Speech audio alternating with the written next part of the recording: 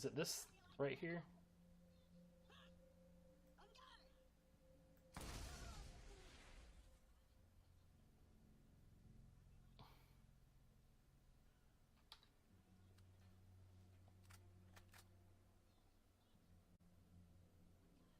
What? Okay.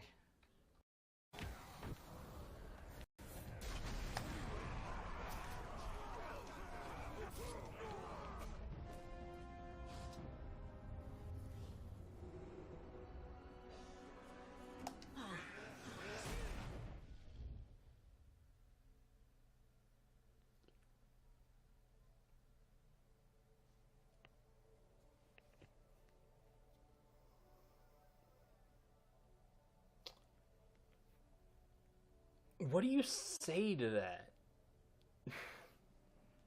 What do you like?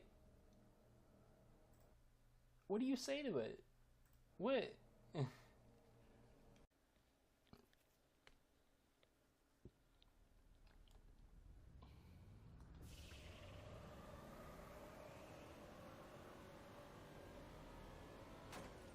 Oh no!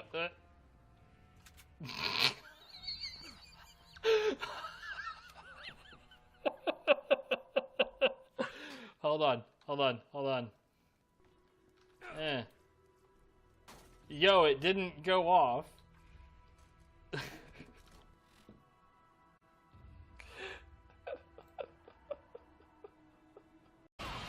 So the direction that I go is the like nondescript darker hallways, whereas the other side is the one that goes through the dining room.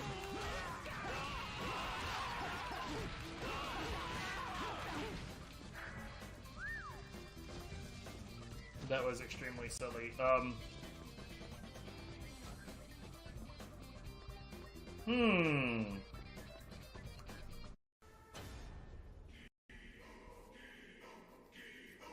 so we've got the war chief himself is ranged. He's got one more ranged dude with him. I feel like that should be fun.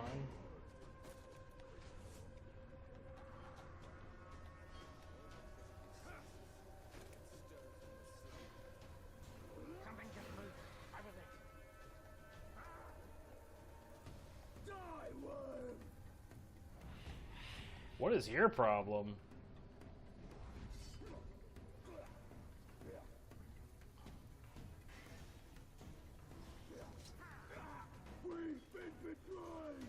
We've been betrayed.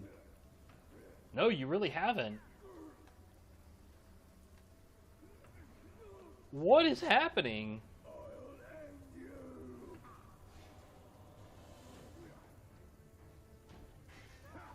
I didn't do this.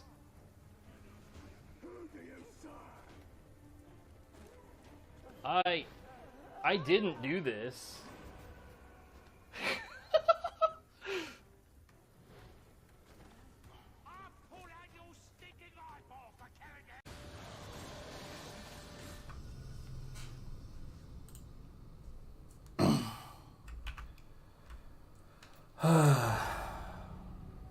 We had Agreed. steak and potates last night. Sounds great. It was decent. It wasn't as good as other times, but like we haven't done it in a while, and we chose a cut of meat that neither of us is familiar with, and it was okay, but I don't think it was very well suited to the way that I cooked it. I was about to ask whether you cooked it or whether you got it from somewhere. So there's actual like a proper butcher near here. So we like if we're like actually splurging on like having a really good steak dinner, that's where we go. Well, we could also get them for relatively cheap at Winco, so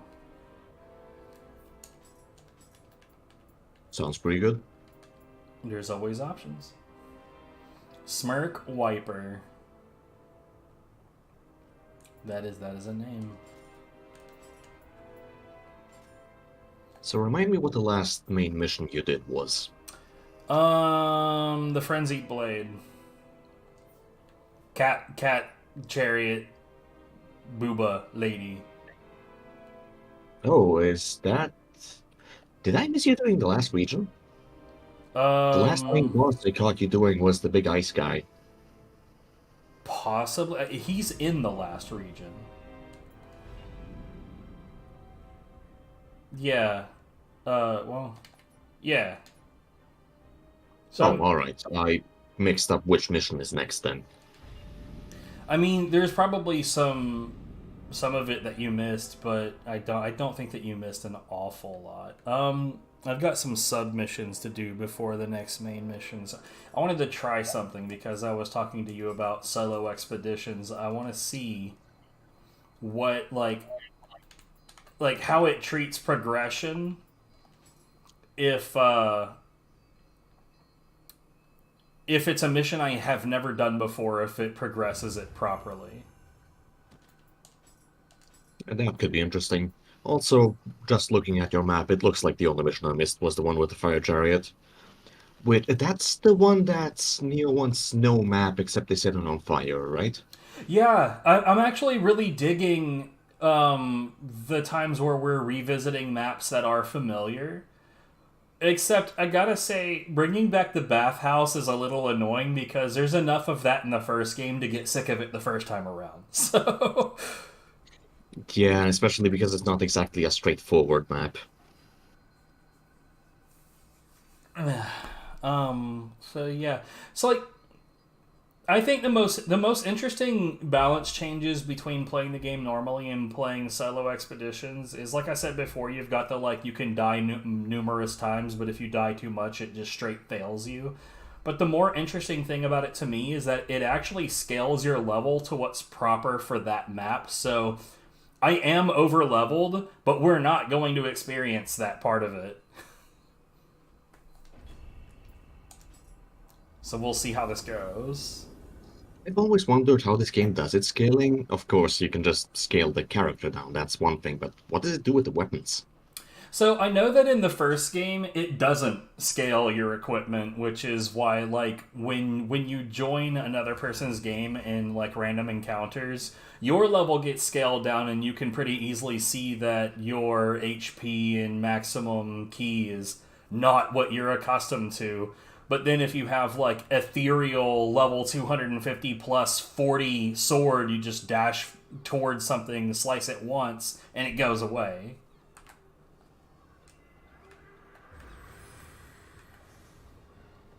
Yeah, that's what I was thinking might be happening here as well, except I've never messed with the online.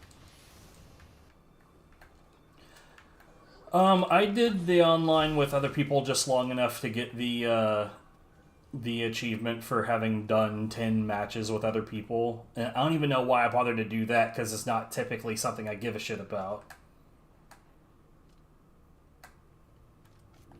Achievements, I mean. I thought you were about to say you did it long enough to get misanthropy.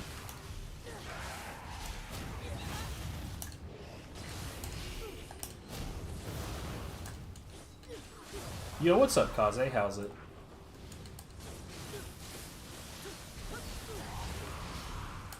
So these elemental heads, honestly, is like the only thing that I could think of that the Unryoki soul might actually be okay for.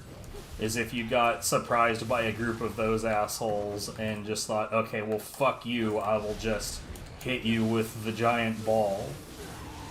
Just because of how much ground it covers. Unless they're flying too high. Also, yes, it's a Tijan. Yes. The Serb of legend. These guys' soul cores are pretty good, but you keep doing swap attacks, so they're probably not for you. Swap attacks really depend on what weapon. Are you talking about the elemental heads? Yep. So, sword swap attack is very situational. It's not something you want to spam.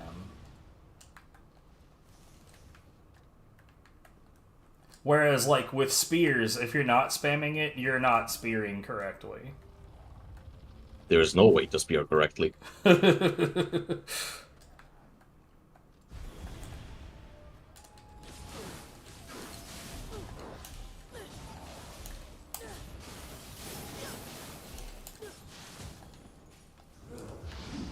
Stop it. Stop it. You know, normally he just red attacks when his key is 0, so I don't know why he was being so obstinate just now. What even hit me just now? What the fuck?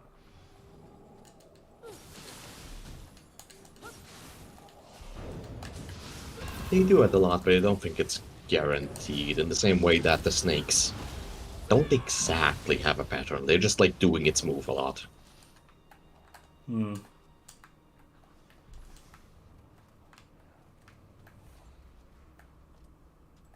How am I doing?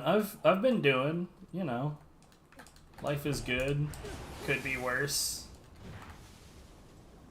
I didn't notice that there was this much shit in here. Not really worried about the pool.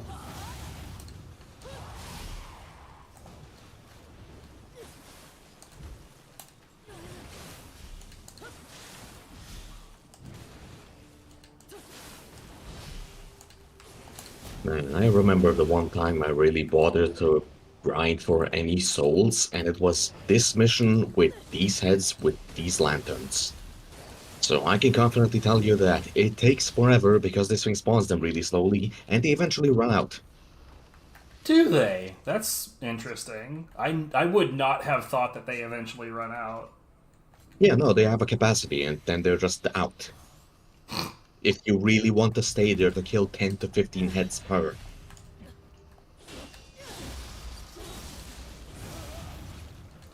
Oh, these guys do not scale. So whatever their sense. drops are their actual level. That makes sense. They have their own preset levels, so scaling that would be wonky anyway. But yeah, having the soul cores scale is like the best thing ever.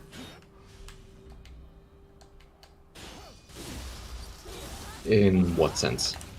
Cause like when you get soul cores, they match the maximum level of anything that you've ever gotten. Oh, that, yeah. You can also bring up the lower soul cores. I don't know if you've run into that yet. Yeah, I've been soul. What fusing, is that what they call it? I've I been doing the think, thing. whatever they call it, your intent is clear.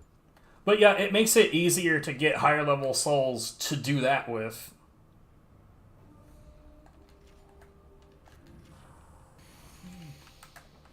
But at the same time, you know, you're fighting stronger enemies, so it balances out.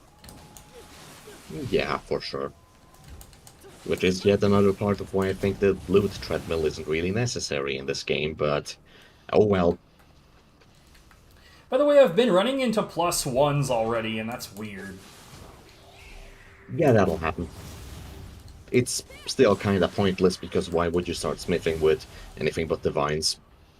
Well, if the +1s work the same way in this one as they did in the first game, then you can use the pluses available on lower rarity weapons to apply larger pluses to the bigger ones. I know that works from green to orange, but I don't know that it works for the lower level ones.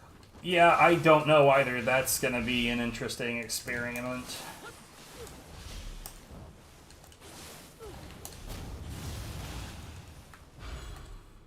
But yeah, there's definitely some interesting balance changes for the moves that existed in the first game. That like for instance, this kick.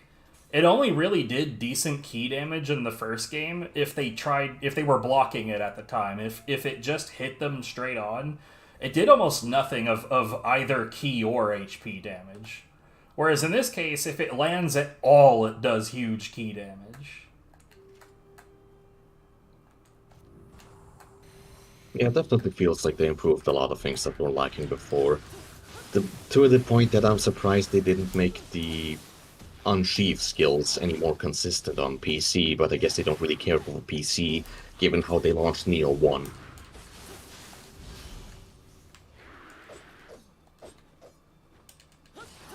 Alright, well now you're stuck in a corner, get fucked. What do you mean by more consistent on PC? It just sometimes arbitrarily doesn't work.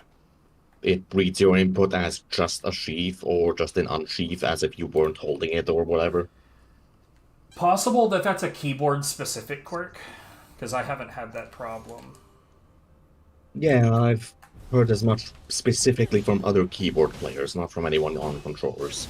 Hmm. I don't know why that would differ, but it's a Koei Tecmo PC board. I'm just gonna be glad it runs at all. And doesn't need a third-party program to rebind keys. Yeah. And yeah, there was a transparency stream before. Roni Evil beat my easy new game plus time on God Hand, which is pretty good. Pretty good. Interested to see if he'll touch a category that requires you to be actually good at the game, but like Easy New Game Plus is sort of like speedrunning Mega Man. You get to a point to where you're no longer playing a Mega Man and you're merely following a route as closely as you possibly can. And that ceases to have anything to do with actually being good at the game and just being good at a method. Then it sounds like it's a fine entry-level run for people who want to get into it. Absolutely, I'm not like talking shit about him so much as just like there's a point. Okay, I wasn't sure because you were being a little ambiguous there. Oh no, I'm not trying to talk shit about Roni's efforts at all. Hell, I'm honestly glad that he's making the efforts. What I'm not glad about is like, so he has this habit of like putting world record on his titles before shit has been verified, and I really hate that. Did they do any kind of load removal on their own? Nope. Then that's not great. Yeah, his habits piss me off, but at least he is running the thing and doing a relatively good job at it.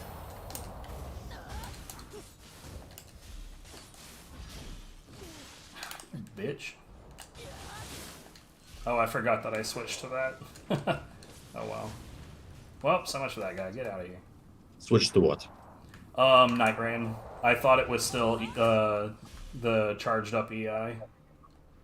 Oh, right. What's the use case for Night Rain? Shitloads of damage relatively quickly. Fair enough. I figured the base EI does that too, but that seems a bit quicker. It's more damage than that. Mid stance is still that, right? It's more damage than a normal EI, but like, I'll see if I can't find a good time to demonstrate it at some point. Ah, shit. It's a good thing I've got plenty of HP. Are you gonna follow me? That would be hilarious, because it would kill you.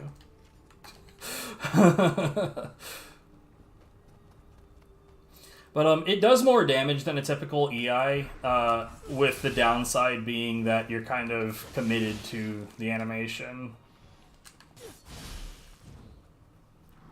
I suppose that's not a huge deal since you can just cancel it with a yokai counter.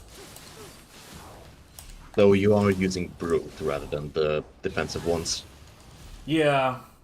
Brute is good for, like, pressing the attack, not so much for defensive.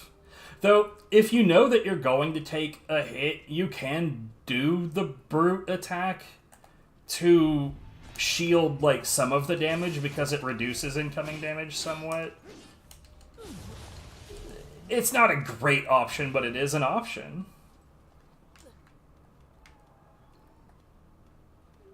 Have you noticed any kind of... Do you have any hunch on how much the damage reduction is? It seems like it's half, but I think that I'm making that judgment in a world of relatively low damage in general. So it could be like a fixed percentage, or it could be a fixed amount that will seem less important as things carry on. Surely it's a percent, otherwise it would be completely worthless in higher New Game Plus cycles. I mean, it might be, that's what I'm saying. Like, in terms of, like, using it to reduce damage, it might be an utterly unviable thing to do later on. I mean, I don't like it when they set up, like, oh, you can find this thing, oh, have fun falling and taking a shitload of damage. Hooray.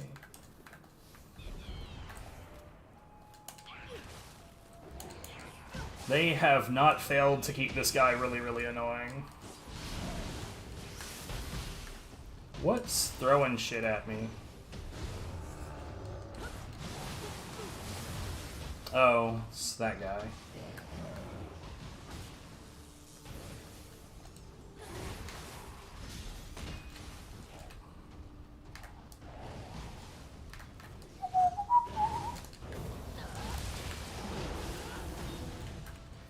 That probably should have killed the shit out of me. Probably.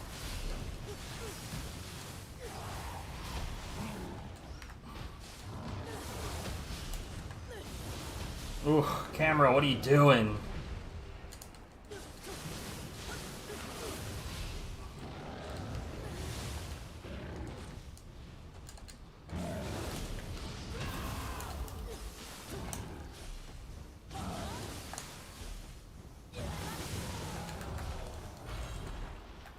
See, that was a good example of Night Rain being useful.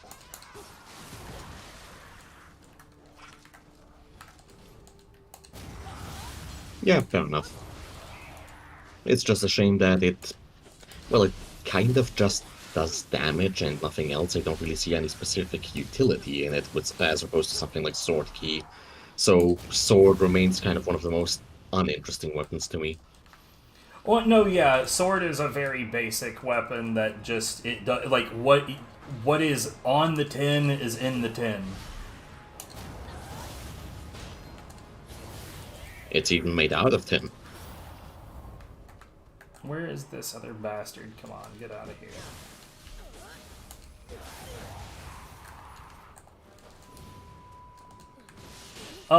But Night Rain does do heavy, heavy, heavy key damage if your enemy is dumb enough to block it. Not otherwise, though. I was about to ask, yeah. And they just saw, yeah.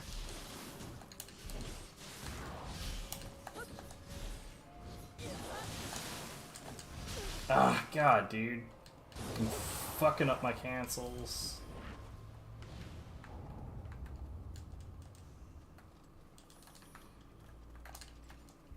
This map was interesting, but yeah, that Yuki boss was, kind of whack. They need to stop doing big bosses in this genre. I don't think the skeleton boss was bad, but not bad doesn't mean good.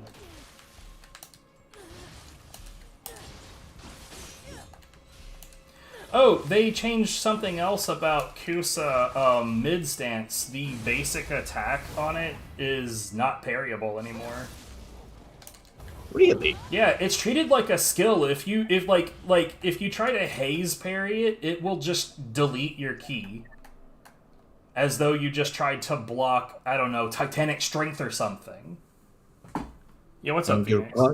And you're positive you got the timing right. I'm positive. Well, I mean, if I didn't get the timing right, I would have been hit instead of having my key deleted.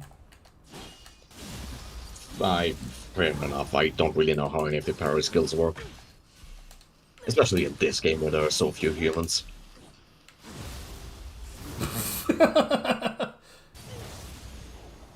Yo, nice. Enjoy Cool vacation time.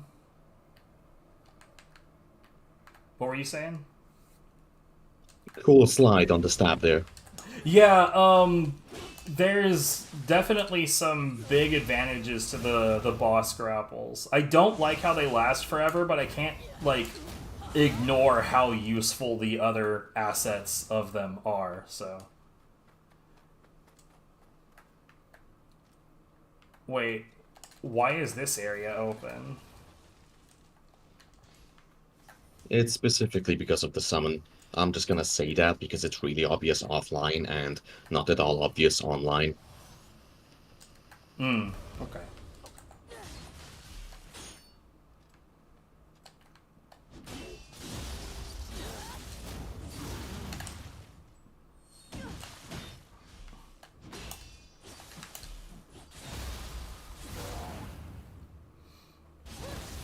But yeah, for real, like, that animation is super, super long. So when I don't need anima, I try to remember to knock them down with a heavy and then, or a high stance quick and then do a ground finisher or some other variant of that.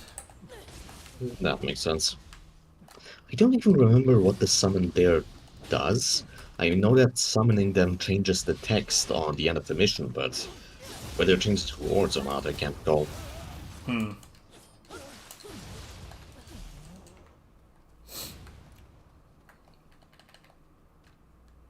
By the way, Phoenix, this is Etesian. Say hello.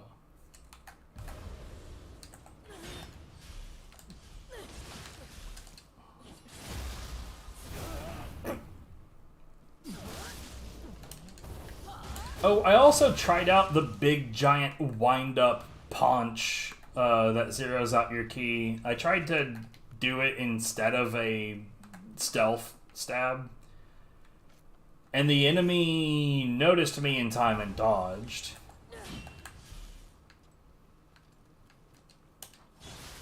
It might be the same case where enemies could detect you doing an EI from the back, where it's range dependent, but not necessarily that they'll always hear you. I don't remember. I just can't imagine a scenario where I would want to take that risk, because that means that I'm starting a fight at a massive deficit. Sorta. It's it was fine enough for me because I could simply yokai dodge back and then have space and time to regenerate stamina. While doing the brute counter, it's sort of like it's guarding key regen. So you know how when you guard, it's like maybe 1/3 of the speed. Maybe it's half. I'm not sure, but the brute counter is the same. All right. See? Understood. I said see like you're gonna like you have perfect instantaneous vision of my stream. No, that's fine. If anything, this is a more convenient setup because you can quickly react to something and then have the time to actually look at my screen.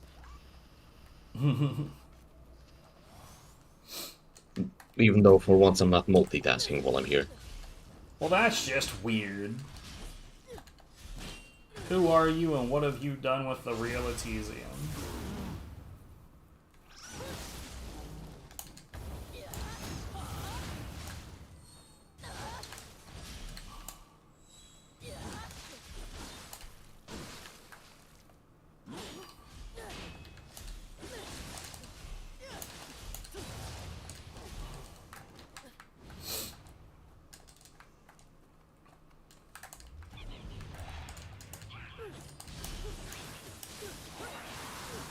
One thing I like about that guy, once you catch him, it's over.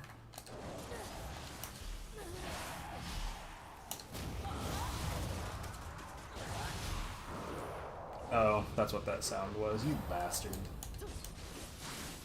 What? Oh, I had a Gaki chewing on another Gaki behind me and I didn't realize it was happening. yeah, I don't have stream audio because I'm in the call, so all I heard from you was either a fan's picking up or some kind of truck outside.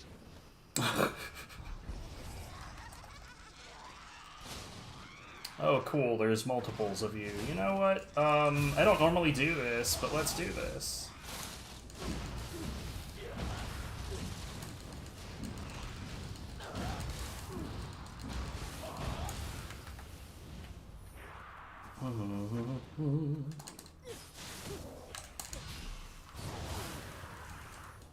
Good enough.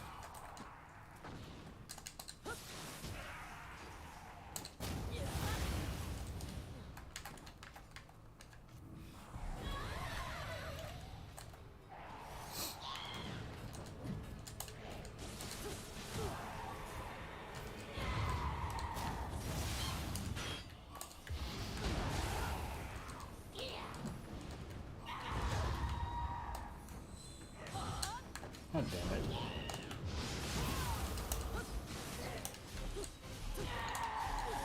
Yeah, get out of here. I don't like fighting you. I'm not sure anyone does. With Fist, it's fine because you can just spam tackles. With literally anything else, she's a bastard. Any weapon with good forward movement, especially in like dual sword or fists where you can attack forward on key pulls, it's fine with those. Otherwise, it's just a hassle.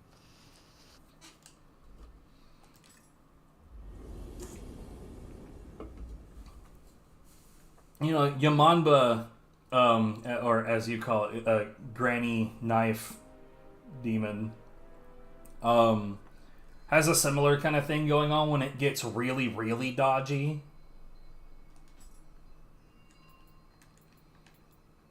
Still to a much lesser extent, though.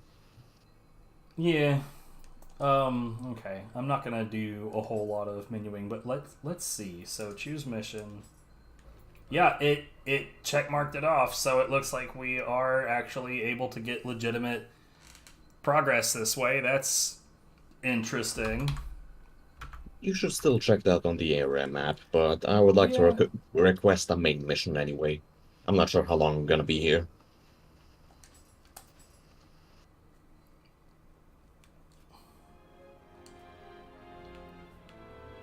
Which one was that?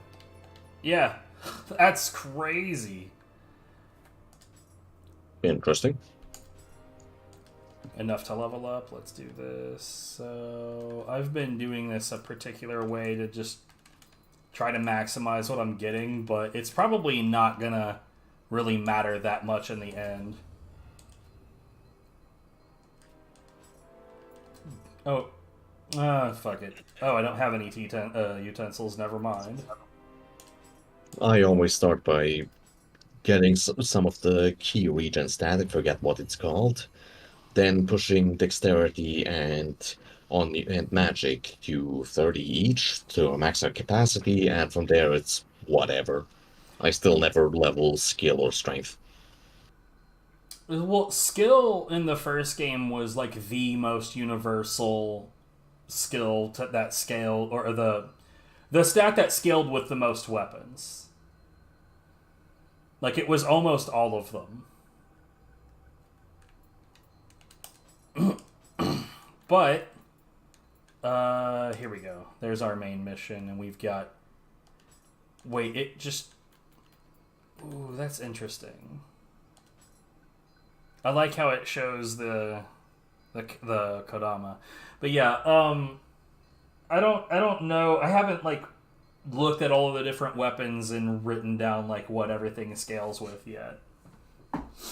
You know me. I'm gonna spreadsheet it eventually. Condolences.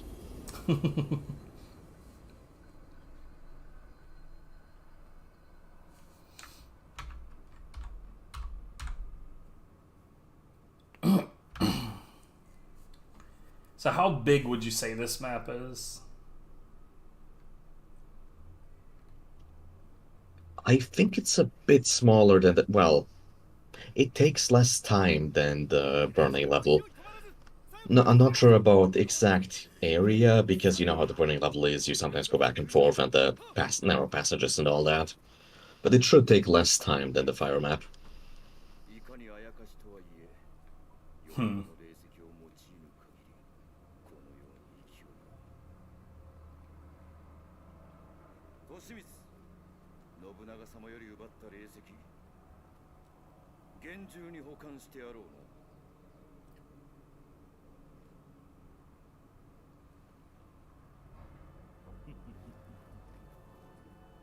答えよ、利光。霊石をどこへやった？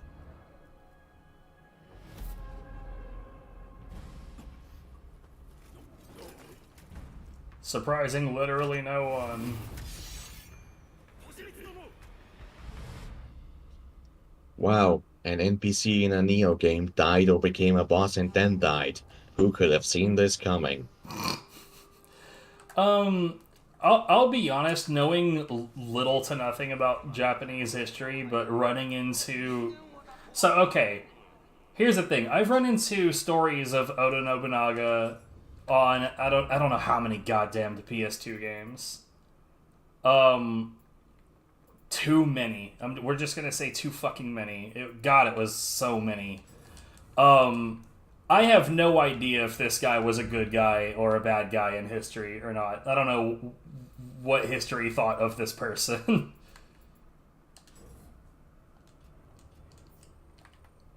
What do you know, Joe? Tell me your secrets. Be honest with you, I forgot his name because you don't pay attention to the cutscenes. So, the Demon King.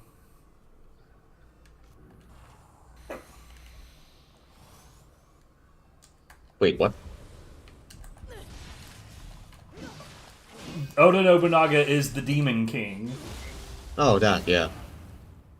I thought you meant the guy in the cutscene just now with the red eyes. Oh no, he's definitely a bad guy. Super prick. But, like, historically, I don't know if Nobunaga was good or bad. I don't know enough about the actual history.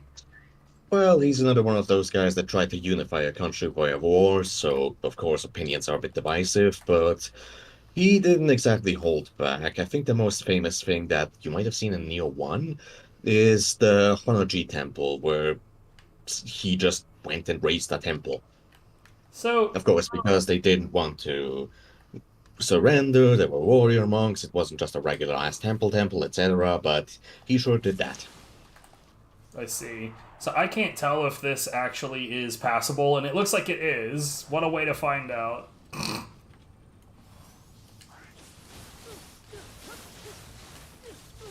Oh, is this whole area safe to walk in? There are no pits or poison.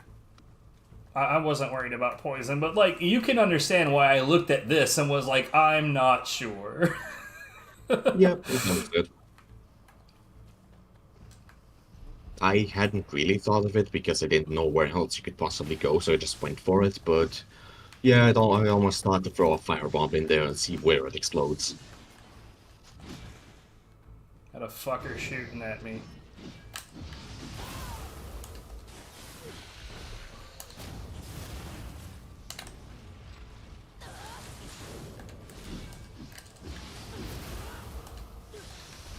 That was extremely rude.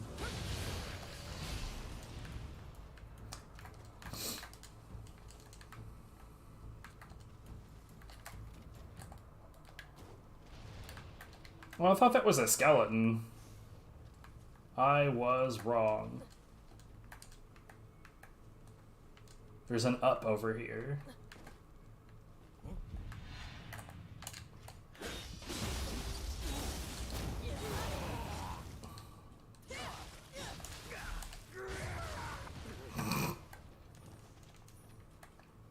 Could have just let him fall, but no. I'm not that merciful.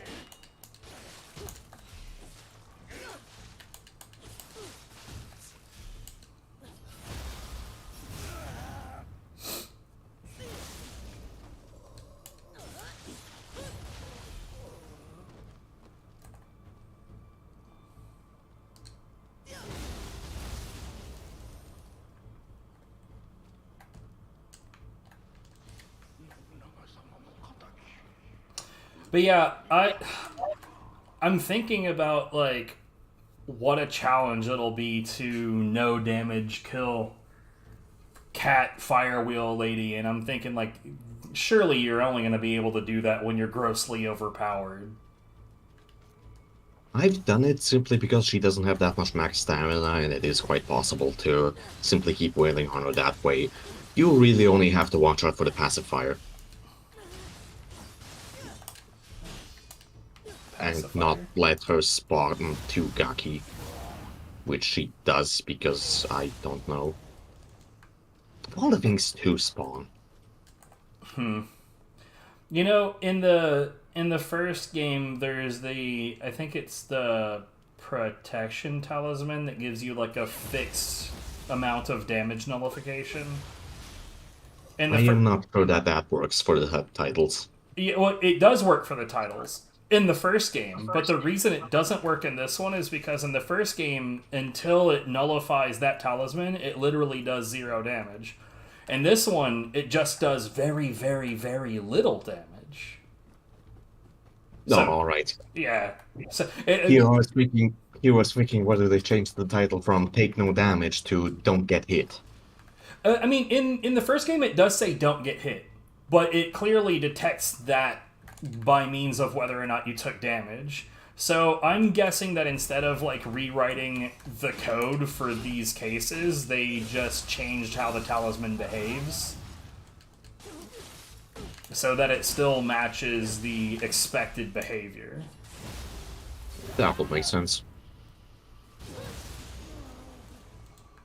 Oh, and when I said pacifier, I meant like when she does the big spin, when she does the big move where she drives forward in an S or does a donut and leaves fire behind. It's easy for the camera to move and then you accidentally dodge into that. Beyond Oh that, yeah. she's not difficult. Once you've figured her out, of course. I'm sure she'll be more manageable with the fists than with the sword. But with the sword, I wasn't really sure where I could stand and reach her and not also take damage at the same time. Yeah, staff is especially good against her. Both for the reach and for the leading key. Oh yeah, staff is a key destroyer for sure.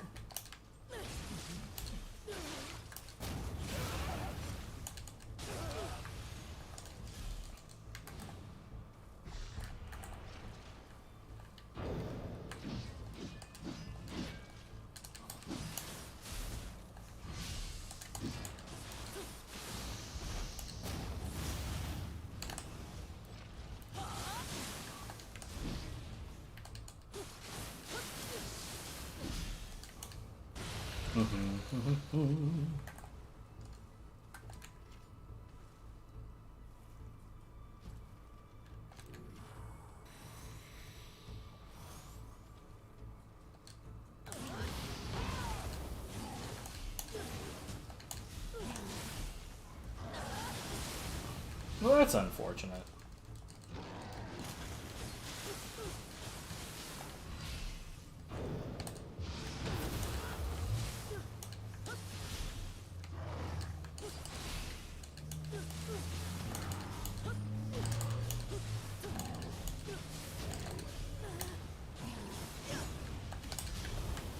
Alright, get out of here. I've had it with you.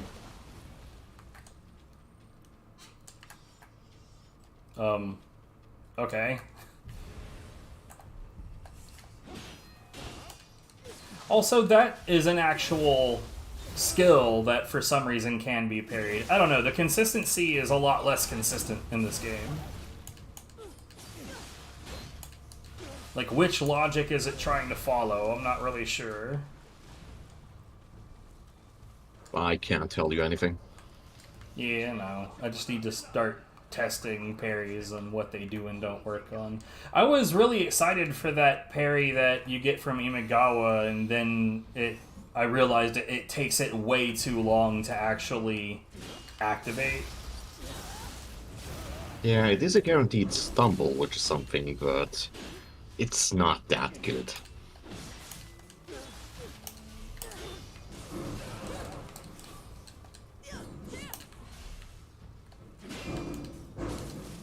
Yeah, that's the trash.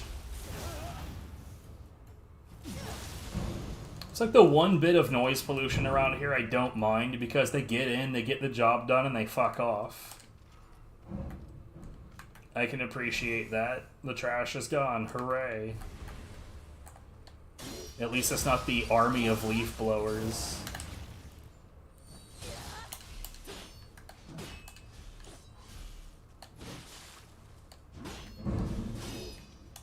Whoops.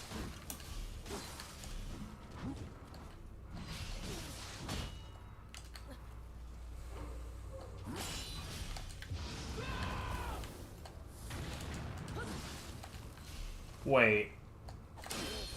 No. That's stupid. Don't tell me you parried the bomb.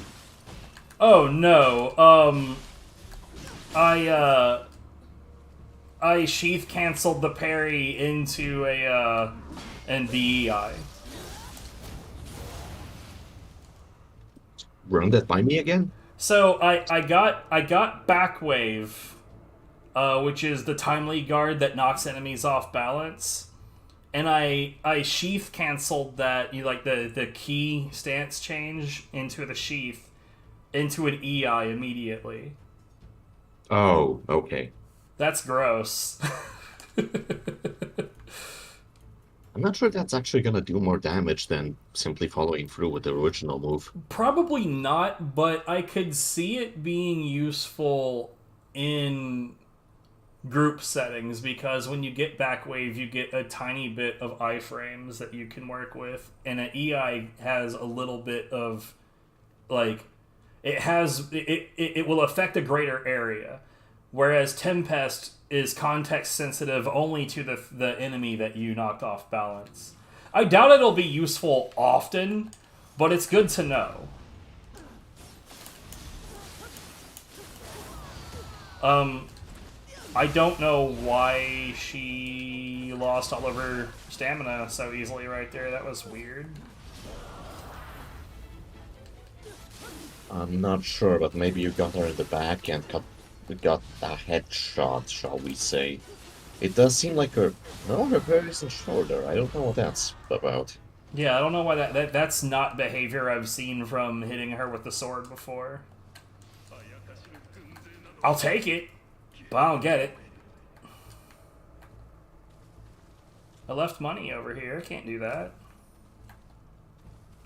So what stats do you normally go for with the two utensils? Because my first thought was go for eccentricity to get more tea utensils. Honestly, I just click optimal and that's that. Because really, I mean, what do you have? You have T's drop rate, you have gold, and you have luck, all of which just translate into gold, so whatever you give me, man. I mean, luck changes the range of likelihood that you'll get different rarities of equipment, but I mean, you don't like the loot treadmill, so maybe that doesn't matter that much. I push the optimal button because that's probably the most money, and that'll do for me. It's also definitely the most brainless option.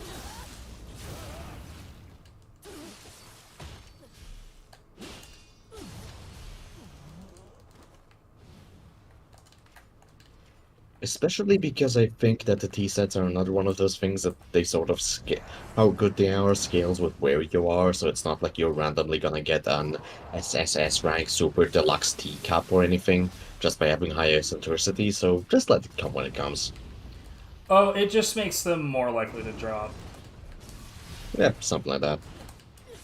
No, I meant like, it's not like you want to up T drop rate specifically until you get a really, really good vessel or anything. They're just gonna scale pretty linearly.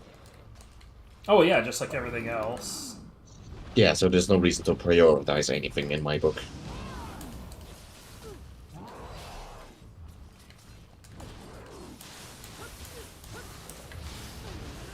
If anything, I would prioritize gold rather than the other two because that's fewer items in the inventory clogging it up.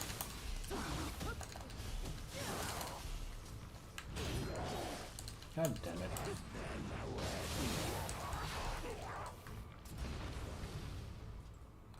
Of course, there's always some prick firing arrows. I will say that that is another thing I like less about the map design in this game than the first. Like, the first game had pricks firing arrows, sure, but the quantity is so much higher. Can't wait for the next playthrough to replace most of these dickheads with cannons. I'll take your word for it because I still don't remember one. I'm firmly at the point where I don't really mind the ranged guys simply because I already know where they are before an encounter starts and I just pick them off. Worth noting that playing the game on this mode increases the number of enemies present as well. Really? Yeah. I hadn't noticed. I hadn't noticed that with this mission, at least. But we are kind of early because you're fighting every Revenant. You know how I do. I like to murder the mans. Condolences. Mostly to the mans. They deserve it, don't worry about it. This guy's name is Dino Picture. I told you they deserve it. Oh, that's great! What are you talking about? I'll take it over someone trying to roleplay.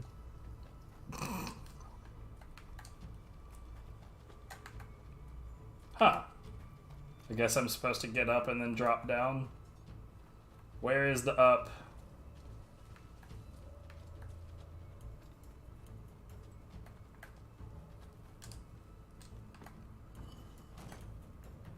Oh, I didn't even know that this was here. Was this the alternate way in here? What's going on? No, that was blocked off. The door only opens from that side, so it's just a shortcut. Oh, it's this. Okay, I see. Ah!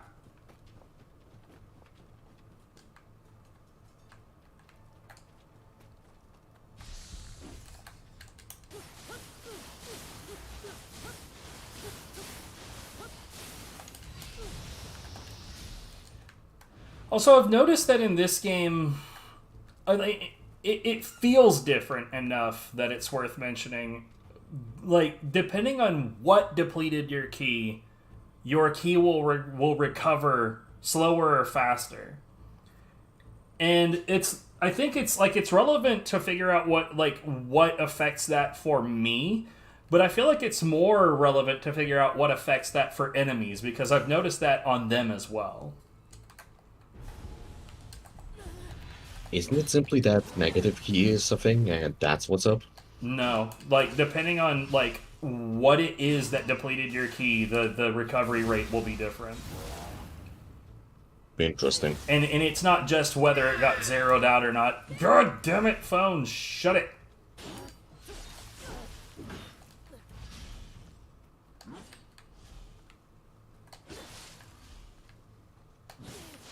Fucking whore. So, okay, I posted a picture of ducklings on Blue Sky, and since then my phone has been exploding. Because you're getting bot replies or something? No, like, the photography community is crazy strong on Blue Sky. Oh, okay. Like, you put an actual picture on there in hashtag photography, you will get noticed. Give me that juice.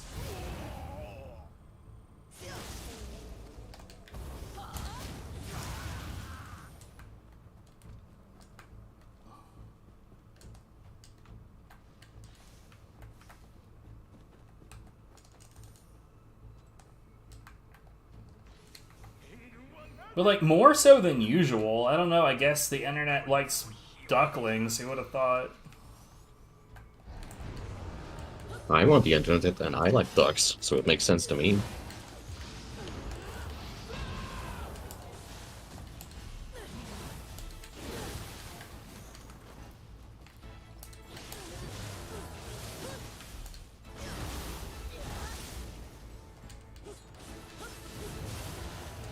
You know, I gotta say, even though I've fought me a decent number of Yoki with Kusa, I still really do not like fighting them. Absolutely same. They could buff that guy's health a lot and he'd be more threatening than a lot of bosses. I mean, I kind of feel like the problem is I'm not really sure where the hitboxes are. I don't think blocking is directional in this game at the very least. It's... For the player, it's not. As far as I know. I suppose we could set up a test. I think I've had instances where I'm block walking forward, an arrow hits me in the back, and then I 180 to block it. You know, that brings up a different question because we both know that you take enhanced amounts of damage from behind, but if blocking is not directional and I get hit in the back and I automatically turn around and block it, but will I take enhanced key damage from that? Why are you like this?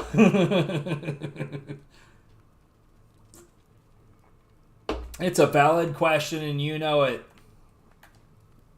So is mine. No.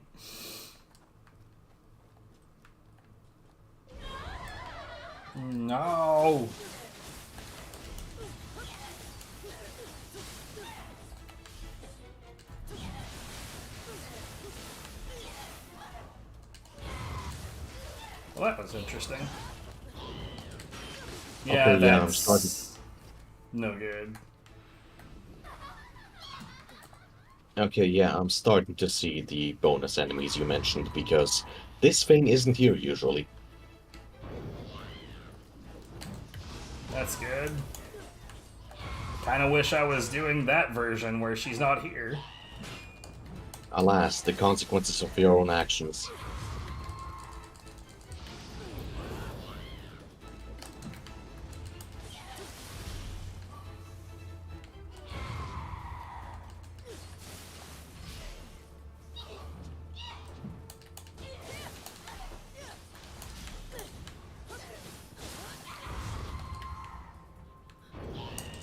Oh, god damn it.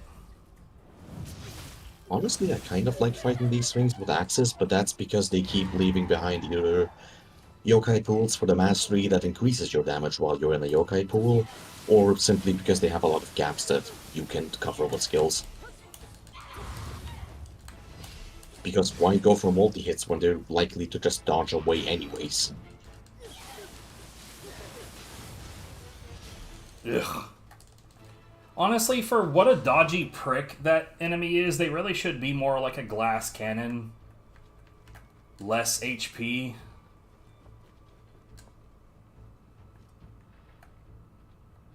With a lot of them that spawn with the rock, you can shoot the rock and basically get a free finisher on them. That certainly helps with health. With those that spawn pre-aggroed, empty-handed, no dice. Yeah.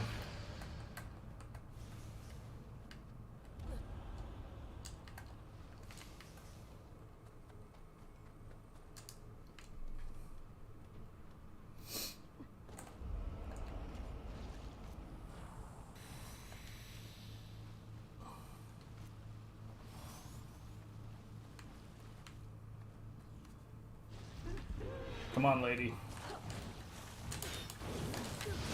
Yeah, that's gonna hit me. Shit happens.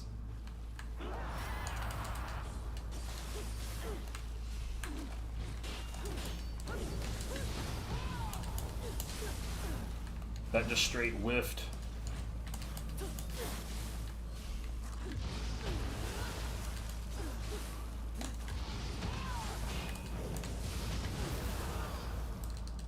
Well, that almost did it.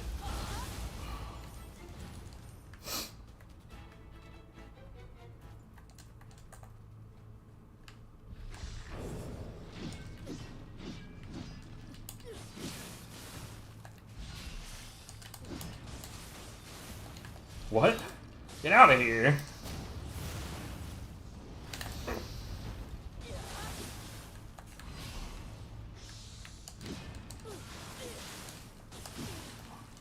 God damn it.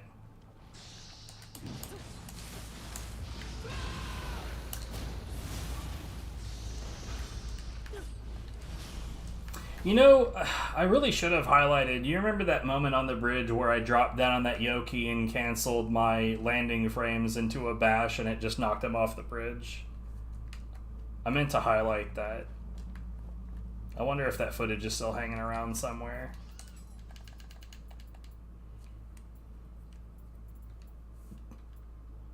An 81 attunement cost down, and I'm a bonus final blow. That's pretty good, actually.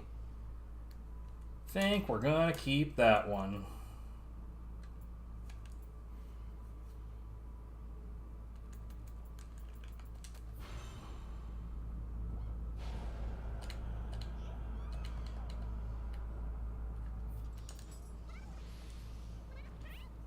Oh, good. My internet died. Could have fooled me. You know I'm never that quiet.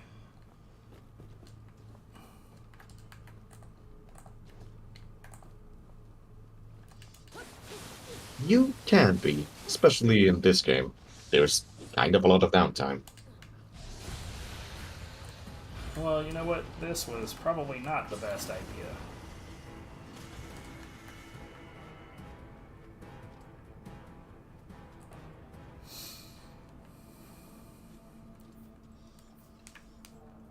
Hold on, I gotta make sure that... Okay, yeah, my bitrate on OBS is relatively behaving. Giant crystal. Stab. Ow.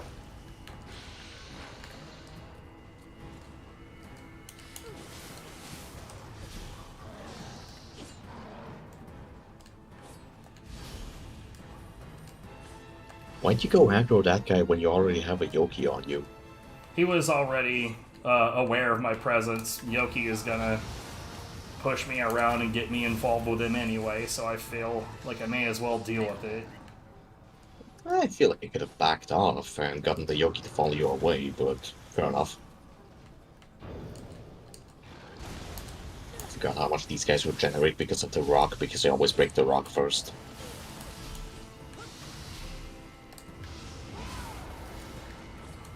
Speaking of, the rock has a weakness I really don't understand and never bothered to test more. Oh yeah? What do you mean by weakness? Well, if you shoot it with ranged weapons, it's of course not gonna take anything unless you're using cannons and use up most of your ammo, and then that's okay. But do you remember the ninjutsu scroll that makes your arrows explode? Yes. For some reason, it only takes 2 or 3 arrows to bust even the big crystal. You think maybe it's that because it's an explosive and the crystal is a large object that it likely has multiple hitboxes that are all taking damage? No, I think it's one hitbox, especially when you hit it. It doesn't result in multiple damage numbers. But that's what I mean when I haven't tested it, as in I've never bothered to throw bombs at it to test if it is strictly, like, is this thing weak to explosives specifically? Because fire ninjutsu, because fire on Nioh doesn't really do much. And you asked me why I was like this. Tisk tisk. Hey, I'm saying I'm curious, not that I'm gonna spend an hour testing it. How is that any different?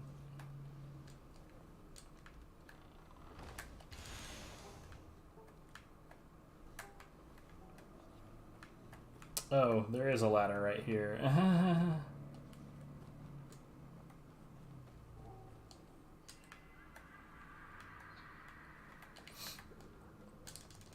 So I don't know if you noticed, but when I cleared the dark realm there, it refilled my bar somewhat.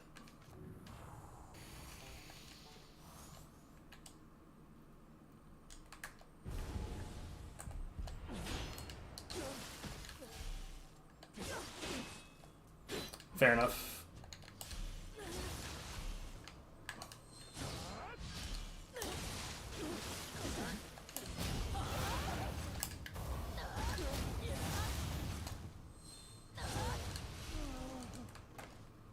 I mean, how dare the very nerve of thinking that you can take a phone call in my presence.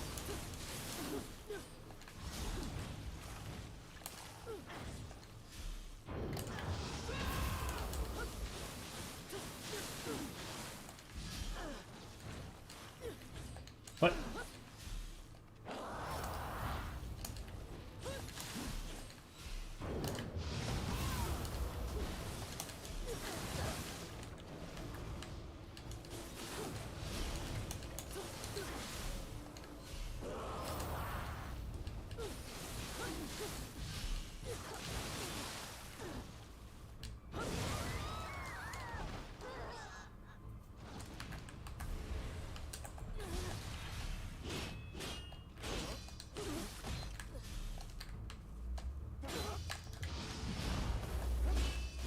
Alright, just sit down, mate.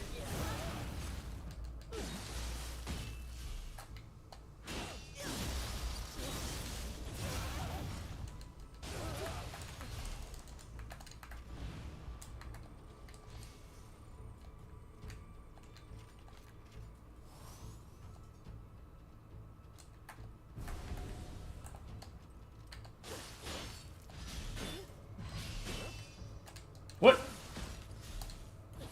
Piss.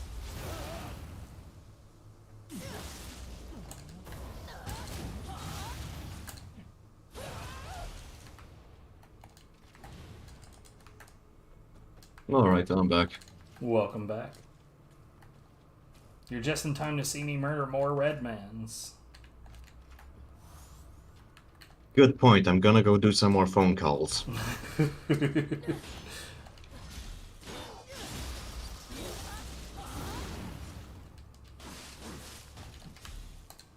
So why do you dislike fighting the Redmans so much? There is nothing to be gained. Oh, there's plenty. There's Amrita, there's equipment.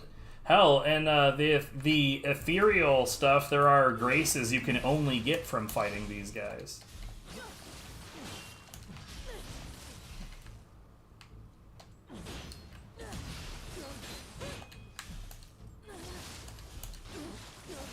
You just said a lot of words, and I think I'm supposed to care about some of them. Man, the stubbornness on this dude. I want to go fight things that aren't the same human NPCs with the same weapons over and over. They actually act a lot different from each other in this one in comparison. Like in Nioh 1, I would understand that comment because they all do pretty much fight the same. But in this one, they actually do sometimes use like soul cores and have different skills. Hell, I had one earlier tried to use some fucking boss skills on me. You're saying that as you continue to press sword key and the parry over and over on every single guy. Look, sword is the most reliable thing to use against humans, for sure.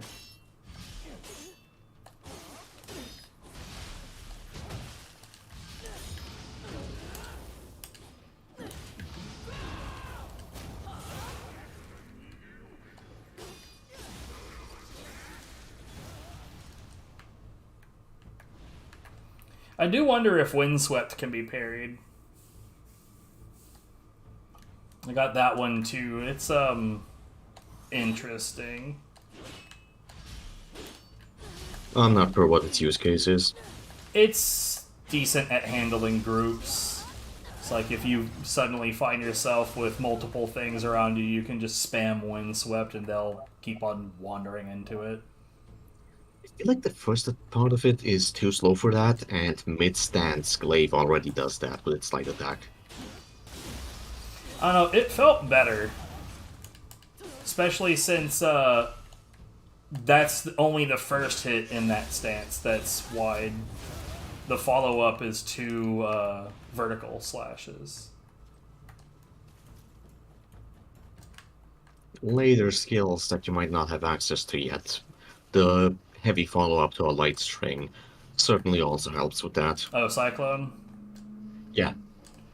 You know, the Cyclone 2 attachment, I'm still not, like, used to the follow-up on it, but I'm also not sure it's actually worth it. I would say so if you don't actually grapple the enemy with it, because it still does decent key damage. Right, But you... because... So, the follow-up that I would do with that would be to switch to light stance and then the guard light where you sweep the feet into a high stance. Like, you know where you switch to high stance in the middle of an attack and it automatically follows up with that attack? I disable that because I find it too slow, but yes. In certain cases, depending on what you're doing with it, that can absolutely ruin anything's day. Oh, I imagine it just takes away control in a way I don't like, because the input is simply the stance change button. If I had a way to stance change or decide to do that move, then I would be interested in it. You can. You see, like, the way that it works is that... Here, I want to pull this out, so because, like, it's hard to verbalize the difference. So, here's that proper key change to a different stance. But, like, if I wanted to actually do the attack that comes with it, I have to do that mid-attack.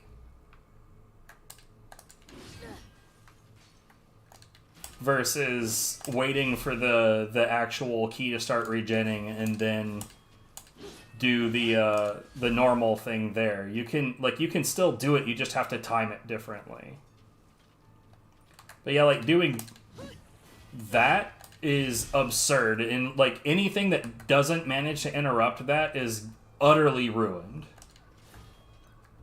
I didn't know about the difference, but I'm still not sure I want to go back and fiddle with it. I mean, if you're already comfortable with what you're doing, I wouldn't recommend changing it. I just wanted to let you know that what you were asking for can be done. Yeah, I appreciate it. It's just that when I use this weapon, I mostly use it in low stance, and it's yet another one of those weapons where you can press the button once and get 2 or 3 swings out of it, so it can be tricky to tell, is this part done yet or not? And thus it becomes unreliable on, am I pressing the button mid-attack or not? Fair. I have a habit of looking at my key bar and seeing when the regen is actually starting, which in some cases is a good thing. In other cases, I've noticed I'll take hits because I'm not looking at the enemy. Yeah, you did that earlier. I think I'm at the point where I'm simply used to both the timing and everything, so I practically never look at my key bar. Unless it's simply to check how much I have left.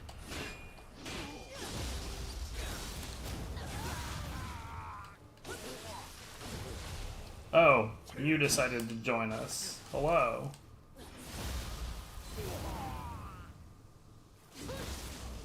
I love how utterly useless the basic axemen are. Yeah. Every attack of theirs takes 50% of their stamina, and they will put themselves at 0 stamina with it.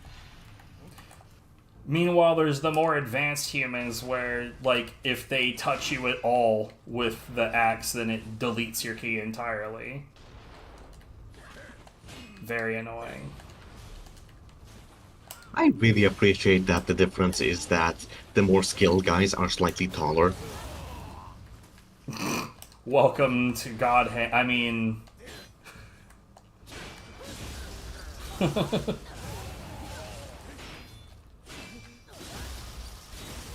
But yeah, similar thing.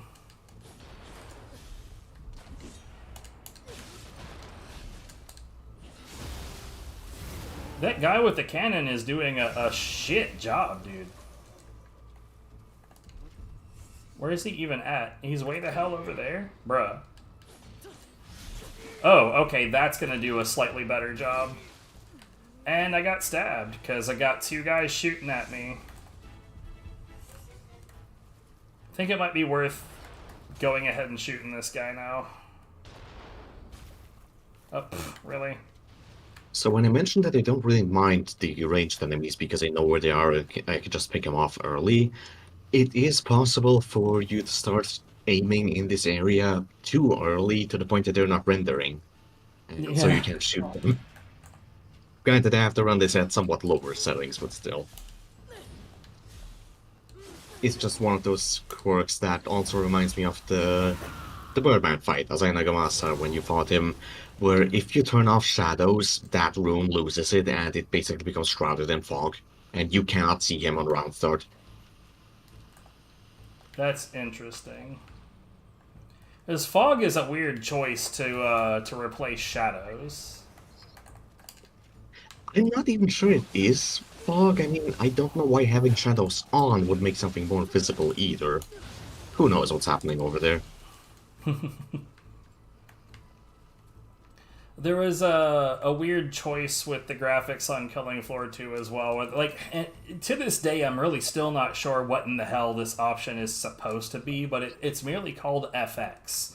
Not effects, just FX. Anyway, you know me, I typically turn all the options down to near minimum because it tends to lower how much visual noise there is in video games. But in that particular case, if you turn FX completely off, then you can't see stalkers. They're literally invisible unless they're attacking. Nice. That's making me think about Sulaco, a recent shooter made on the Doom engine, but it's so altered that you don't even think that it's on GZ Doom rather, and you don't even think that it is based on Doom because it plays nothing like it. I was interested in the fact that it has a billion settings for everything you can turn on or off, and how much you kind of need that to make sense of that game. It's a game that likes having destructible environments and everything, and that you have get that, you have constant explosions, you have dust, you have an option to reduce muzzle flash to the point that if you leave that game unaltered, I cannot make sense of fights in it. It's currently everyone's new favorite indie darling for retro style FPS games, but it just didn't grip me even when I toned all of that down. Even when I turned down like 5 settings so I could see what is happening and not look at my health bar after a fight and go, I got shot. Well, okay, you could have fooled me. Yeah, I mean, you've got instances where people have the same kind of example for games like, and I hate mentioning them at all, but it's apt, like PUBG or Fortnite, where someone's like, ooh, I'm going to be clever and hide in this bush. Meanwhile, people with all of their settings turned down, what bush? I think some of the bushes were also client-based for a while, so they would be in different locations. Okay, that is genuinely some bullshit, but fair enough. Yeah. For me, it just kind of sucks because I can see that Sulaco is a good game. It just does a lot that turns me off of it. For one, it's definitely the aesthetics. It just doesn't gel with me because I don't like Doom. I don't like Doom-styled things, and especially when it's going for that kind of art style on the enemies. But another thing is also that it has really low enemy variety, and instead of giving you varied enemies, it chooses to do upgrades over time. Like, now guys have grenades. Now guys can have a shield. But I'm still fighting with the same guys, even if they sometimes throw a grenade or something. Yeah, I also just typically am turned off by game that has no inspiration other than it's supposed to be like this other game. Come on. I wouldn't really say Salako falls into that mold, but I don't know. It's one of those situations where, yeah, I can see why a lot of people are liking it, but it clashes with what I want. Like, especially when you say, okay, it has low enemy variety, but it does something else. I've enjoyed shooters with low enemy variety. Cultic is maybe my favorite shooter ever, and it really doesn't have that many enemies, but it gets away with it because you approach all of them in different manners, and it's really smart about the level design. In Sulaco, I was kind of approaching every guy in the same manner, and that just leads to the game getting dull pretty quick. Fair enough. There was a game in my backlog that I believe was simply called Hellbound, which is literally just a hey, this is sort of like Doom, and it's like marketing text literally was like an 80s style shooter. Gee, I wonder which one you're talking about. Yeah, the Google description has one half a sentence, and then it goes inspired by the 90s classics, like lists 4 different things, but with modern visuals and audio. Yeah. I don't really mind it. I'm able to forgive a lot if I think that the game plays nicely and does something interesting. I don't care if you're creatively bankrupt if the buttons are good. But it also means I'm pretty picky because I feel like there have been a lot of especially retro style FPSs that are simply able to coast off of people's nostalgia and not necessarily because the game is good. Like the Yeah. game can be fine, but I don't want to waste my time on fine. Yeah. And I mean that was a big theme of my backlog as well. Like, look, every game that I put in the red isn't a bad game. It's just that I don't want to spend a shitload of time on something that was merely okay. Yeah. By the way, do you want to know something really stupid about this level, or technically about this level? Sure. There is a side mission later that you can only access if you kill 10 Omyo mages. Just going through the levels, not dying, not doing anything special, isn't gonna get you 10 of them. So what I tend to do on playthroughs is kill the 3 guys that are here, use a return talisman to walk back to the shrine and do it 4 more times. Huh. I don't know why they simply didn't place 10 guys on the way to the side mission. It's the one side mission that has that kind of request. Or condition, rather. Interesting. Well, I can't even, like, make these enemies reappear. The only way I could do that would be to fail the mission and start over. Can you not rest the shrines in this? They do not regenerate enemies in expedition mode. Oh. Well, it's you we're talking about. You're gonna play this mission at least 10 times. Oh, yeah, for sure. That's why I also didn't mind saying that, because I figured it's inevitable. I don't even think the side mission is in this area. That's funny. There's a submission that I've noticed that requires a like a training session that I don't have access to yet. What do you mean training session? The One master of dojo the mission? dual swords in the dojo. Oh yeah, that's the one mission that's like this in the entire game. It wants you to have the mastery skills for dual swords. It's very odd. What's up, Aberrant Soldier? I don't know why they're doing that. At least that one is a side mission that you're kind of okay with missing, but I'm pretty sure the mission for which you need 10 Onyo mages is related to Onyo mastery. As in, it's in the way if you want to get the mastery skills for Onyo. Which I obviously do. What kind of fool wouldn't? I can't believe you don't want to throw fireballs or water balls. I mean, I want to get them all accessible and play with the balance and see what's what. There genuinely are some pretty fun skills in there.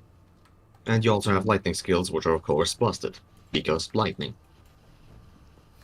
I've noticed that, like, when I try to use lightning related stuff on weapons themselves, that particular status effect doesn't really build all that fast. So I don't think I'd be inclined to say that lightning is busted on weapons. But when you're mentioning at this point, how they affect like magics and techniques, which is a completely different balance. I'm curious how that's going to play out. Yeah, that, and also I don't know how many enemies in this, or which enemies in this game are lightning resistant, and also different weapons are differently capable of building status elements. You might remember me saying that split staff status element affliction was nerfed at some point. Yeah, I don't doubt that just because of the number of hits that it lands. But I could imagine, like, lightning on, say... Oh. Hello. I could imagine the same thing being true on something like Fizz. Fizz would definitely do Tonfa as well. You, of course, also have the modifiers where you can make a skill do cost more stamina or something in exchange for adding an element onto it. I never had much success with those, but I know they exist, and you can probably slap it onto a multi-hit. They're bad. They're just bad. I'm not sure that there's any redeemable value to any of them. That makes sense. I know one I tried that was really stupid was the one that adds paralysis onto attacks, and then you paralyze an enemy when you didn't expect it, accidentally hit it one more time, and congratulations, you wasted this built-up the paralysis. Well, the built-up paralysis bar. What's wrong with me? So, while that is usually the case, I do know that in the first game, with a sword with decent amounts of paralysis, I think it was the big one-eyed punchy yokai. Gunman. Oh, there you are. You could just, once you got him paralyzed, you could just keep swinging and he would just, like, the paralysis would land and he would get stunned out of whatever he was doing, and then the paralysis would land and he would get stunned out of whatever he was doing, rinse, repeat, rinse, repeat. So you could just... It theoretically makes sense if your affliction rate is high enough. Yeah, and you could just keep, like you literally get him in that status once and he's done. It doesn't matter how much HP he has.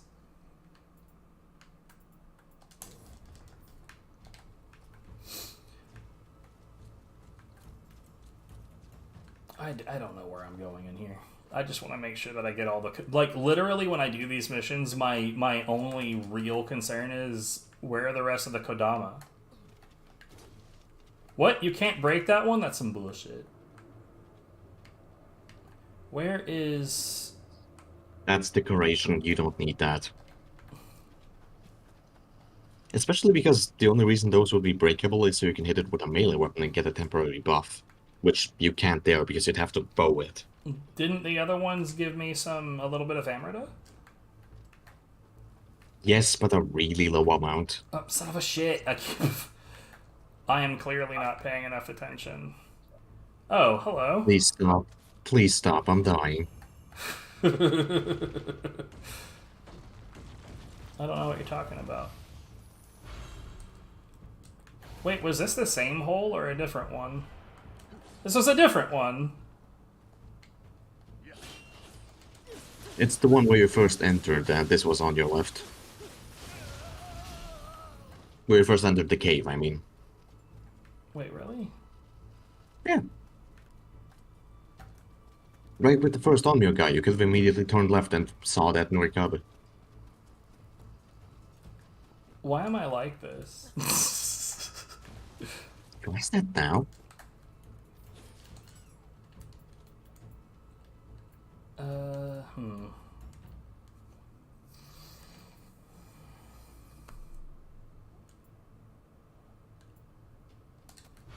Sure, why not? After all this time, I still don't have a Kadama Soul Core that I'm happy with. No such thing exists. For you, maybe. It doesn't do anything. It doesn't have a move. It has good stats that are very helpful. That's not a move. I want a move. I want good stats that are very helpful. Besides, I've only found the one move so far I even think is worth a shit. You're just too picky. I am very picky. Game 1. Didn't expect you to agree. Now I don't have a follow-up joke. Well, it's a bad joke when it's just true. You've made a true statement. I believe this is one of those tragic comedies I've heard so much about.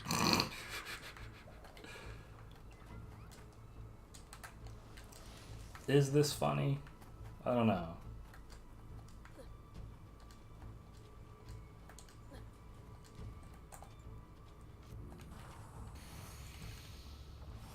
You just gonna stand next to that kitty?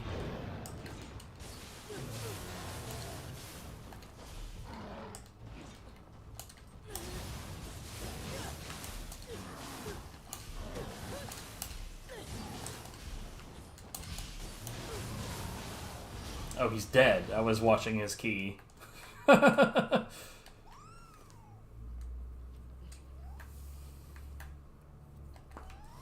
was one thing that, like, pretty much everybody agreed on when it came to the dual swords, that where one of the swords was fire and one of them was electric. Is just, it doesn't matter because whatever you're using it on is going to be dead before either one of those status effects lands. That makes sense. It's because, like, because it's a dual sword, right? Each weapon has half of the normal applicable element rate. So you're getting half lightning and half fire. So neither of them is actually useful. I do know those exist in this game as well, and I remember popping the status effect a couple times. But it is dual sword in this game, so I didn't really use it much.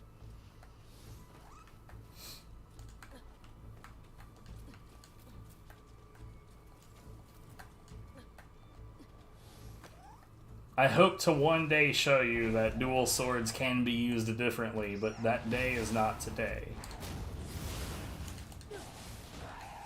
You actually use parries and the quick draw, so maybe they're a real weapon to you, but not to me. That's fair.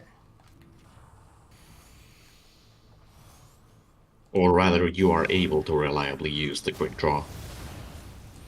You know, honestly, that EI is super broken. It is way too fast. It does way too much damage. It does a good amount of key damage whether the enemy is blocking or not. And, like, The hitbox is considerably larger than it looks like it would be. Yeah, good thing that skill isn't at risk and they didn't give it that boss skill follow-up as well. Dum.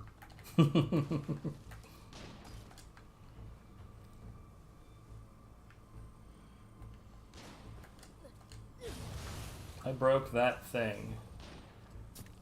Sir? What the hell? That's where he's shooting at me from?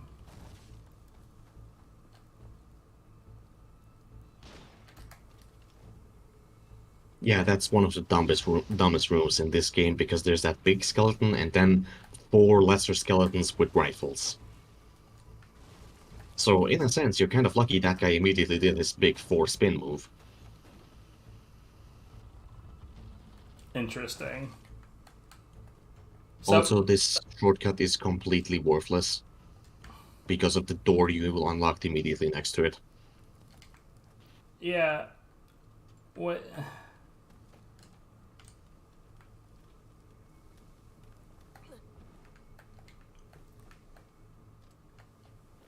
Oh, come on.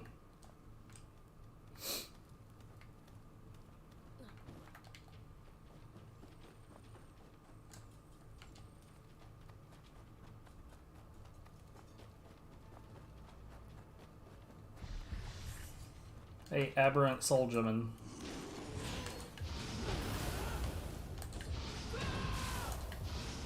I don't know why, but just bashing aberrant soldiers over and over is extremely useful. Funnier still, you actually get more out of a bash if he's not in a red attack. Get more in what sense? It does more damage and more key damage.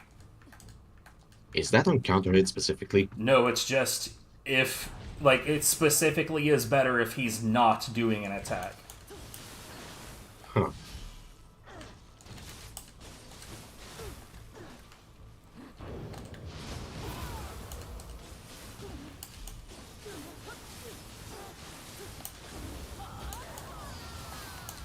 I assume it's because the bash is specifically hitting him in that shoulder that's got crystals all over it. But, like, still, that's weird. What?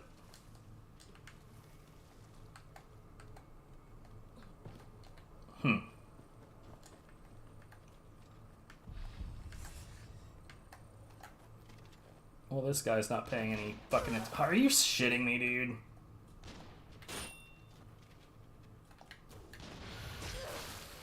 I genuinely hate this.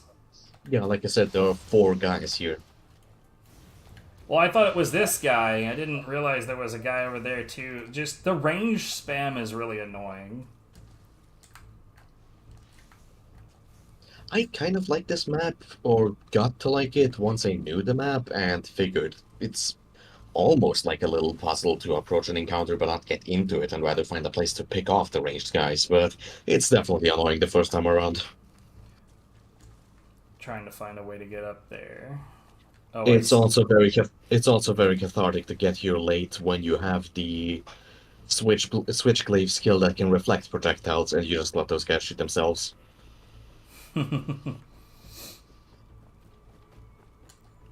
See, I don't know if this is a thing in this game, but in the first game, once you get to the playthrough where the ethereals start to show up, there's an item called the Yata Mirror that has a default function of deflecting projectiles on timely guards.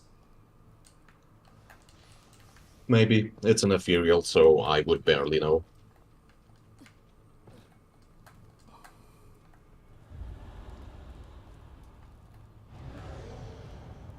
Okay, yeah, there's a Biwa in here somewhere. By the way, this edition of the game that you have, you did get it on Steam, right? Correct.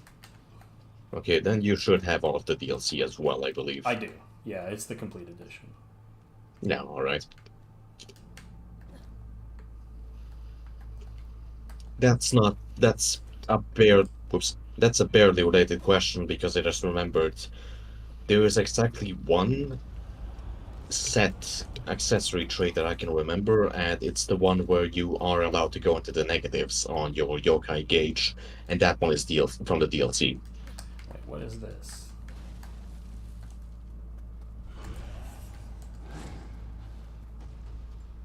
Yeah, come here, buddy.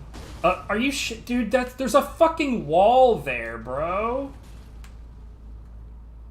Why is it like this? Hey. Are you kidding? Not interested? Okay, well, how about this then? By the way, now those you're guys. Huh?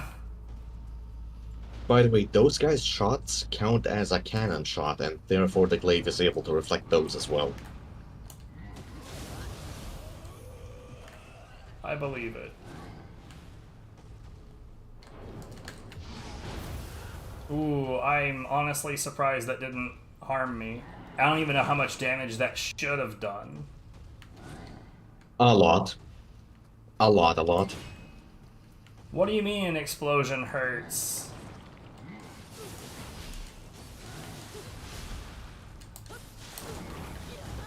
They had a neat idea with these guys' soul cores, but I don't think the soul core itself is very good.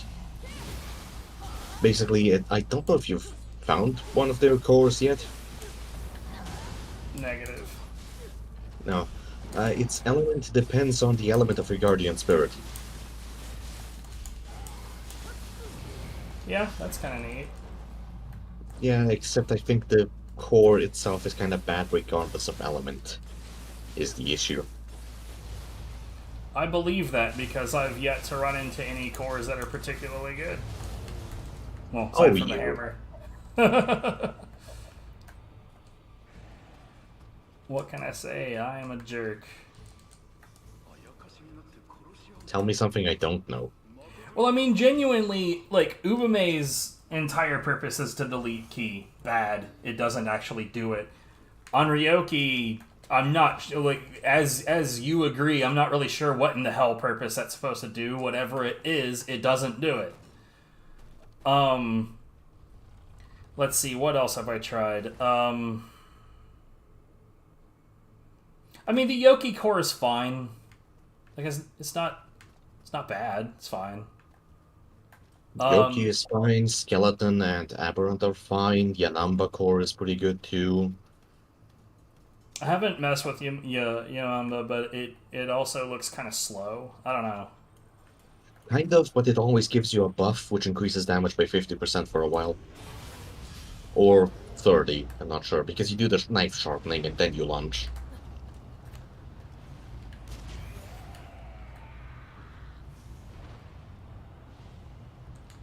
I mean, if that's the only thing that's around here, I don't mind fighting this boyo. Come on, buddy. That and also Yanamba core, it's kind of fine for it to be slow because it has pretty good reach. I use it as an approach more than anything. I mean, And for the buff.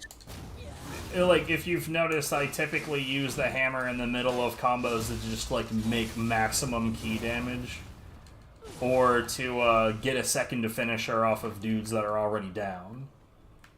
Well, yeah, the platonic ideal, shall we say, is to have a little cheaper, quicker core like Skeletons or Yanamba that you can pop for cheap whenever, and then a big expensive soul core to do Q damage. Unless you're using Namahage, which for some reason is really good at depleting max ki. I've been wondering about that one. How does it, is it any good at tracking? I have not really had to use it that way, because like I said, it's good at depleting max ki, so if something is out of ki, so it's not really going to be dodging around. Oh, okay, so I was thinking of it more like a way to deplete current ki, so it's not good at that. Yeah, no, it's not a kick.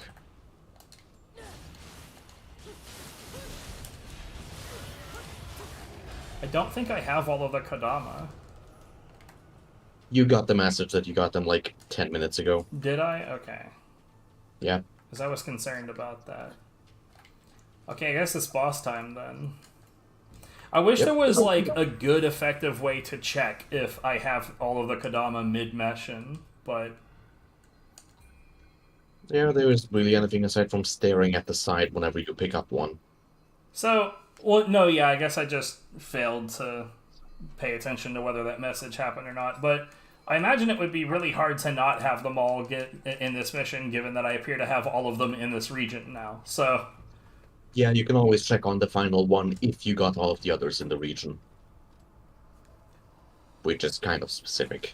Anyway, I think this boss is pretty fun. let's see what we got here. Yes, Sword might be a little stubby for it, but you're using sword, so you're using sword. I'm using sword. You are correct.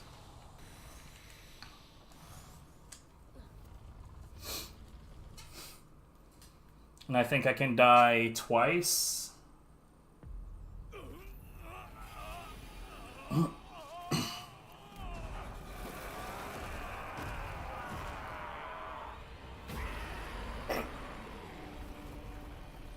Yo, this is a Devil May Cry boss. What the hell?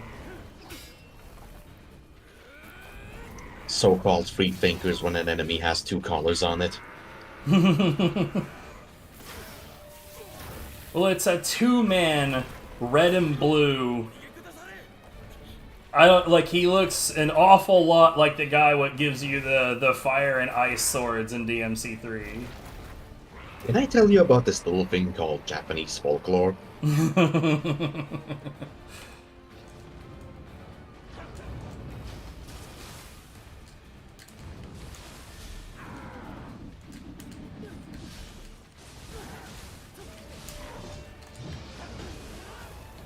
What you're doing right now is the equivalent of hearing the name Thor and thinking, wow, just like the guy from Marvel. No. And I'm offended. How dare.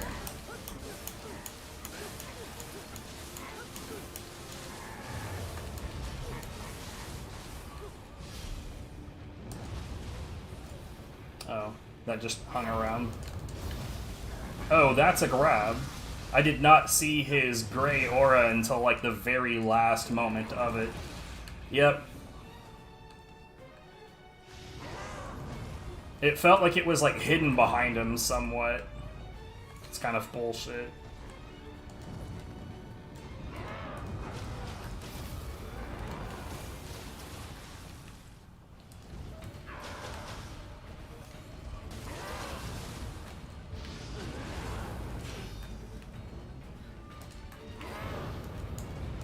What the fuck?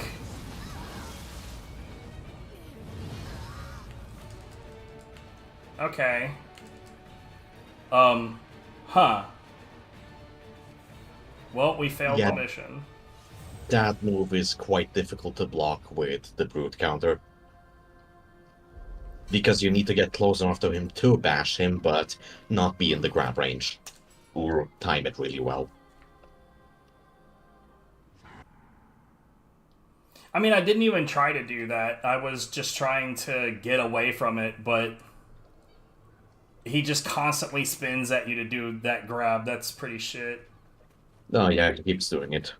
It's manageable on this difficulty, but it might be another one of those moves that, on New Game Plus and higher, it stops being a red move and something else becomes a red move.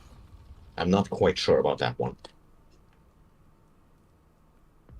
Which is still an idea that I appreciate to breathe some new freshness into New Game Plus, except for the times where they make a really bad decision with it.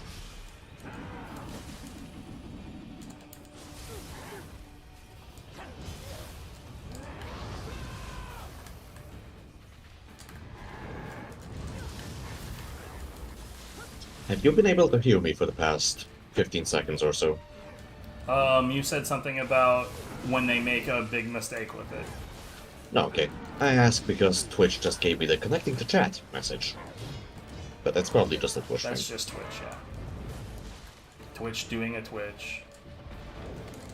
Unprecedented.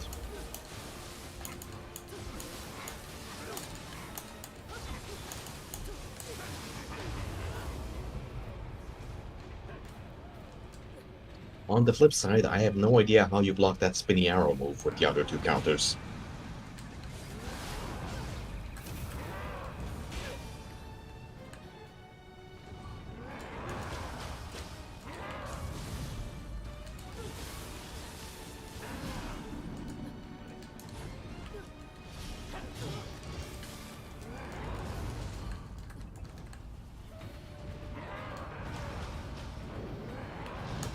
Oh, okay.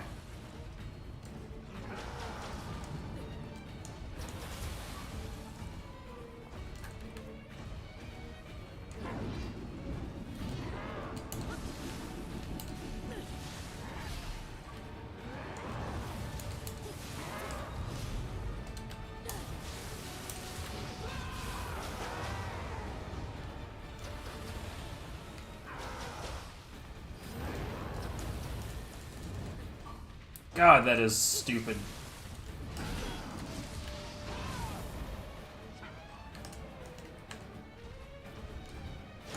God damn it. The one saving grace is that it doesn't have all that much tracking. So when he does that, I should just be running to the side rather than dodging. You kinda did that just now, yeah.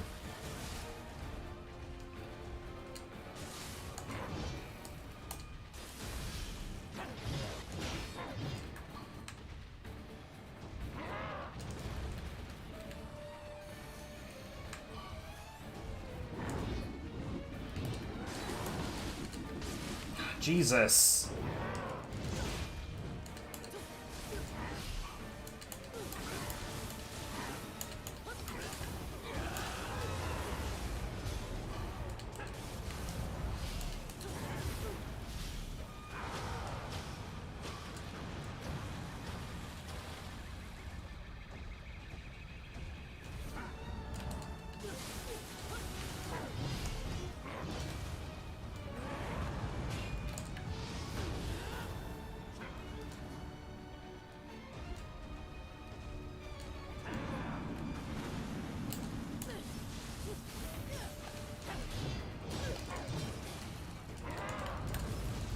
Ugh.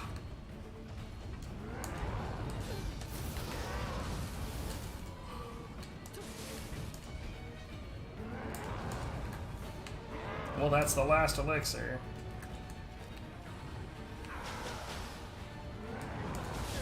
Oh, come on.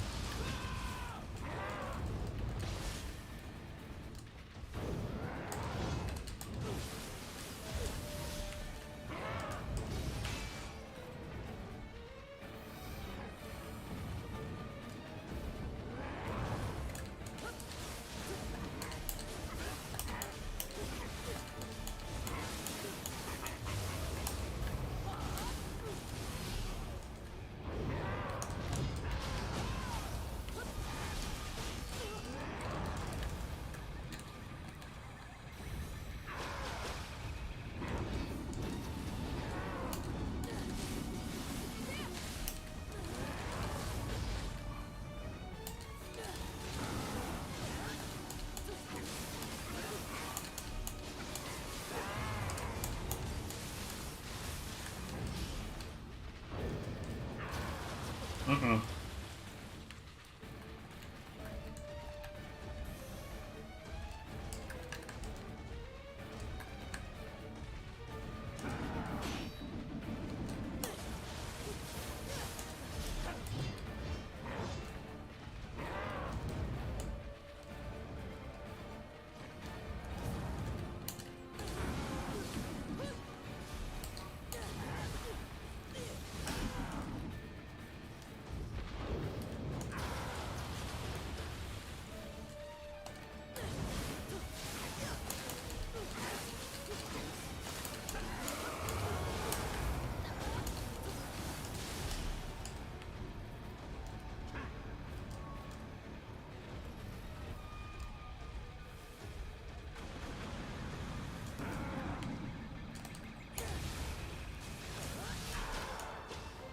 Nope. Yeah, running a lot more useful than dodging right now. Yeah, especially with their arrows.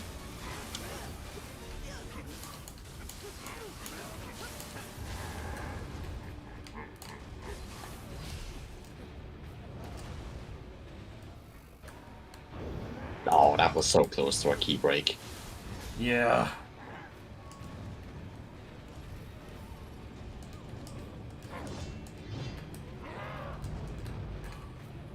Give me that.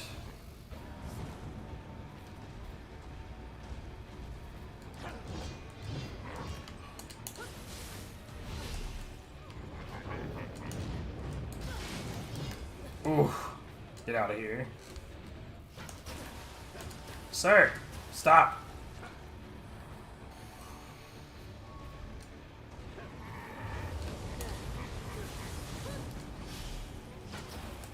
This boss is also a really annoying one to try to get the no damage on unless you're deliberately just emptying his key 24/7, because it's really easy to get nicked by the ice pools that appear next to the arrows.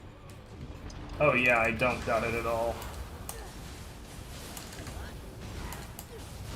He's still one of the first ones I got it on because, well, when I tried to get it for the first time, I wasn't concerned with trying to play fair. This guy is resistant to fire and water, depending on which side of him you're hitting, but he has nothing for purity and for electric. Mm. So it's pretty easy to build the confusion status on him. It seems like the kind of no damage I wouldn't bother with until I could come back to it like 200 levels overpowered. That's most of the no damages, unless you're trying to abuse something.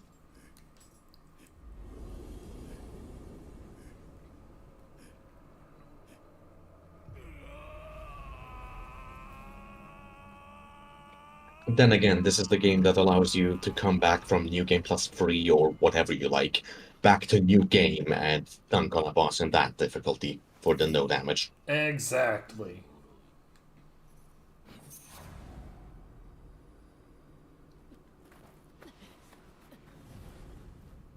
Hey, look, it's the plot. Only took about 40 hours. Goodbye, plot.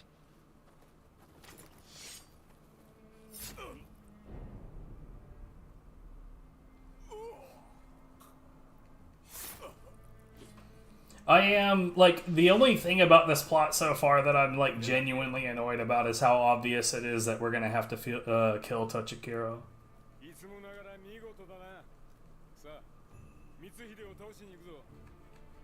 Like, come on. It could not be more obvious. You're telling me an NPC in a Nioh game is going to die, or be a boss and then die.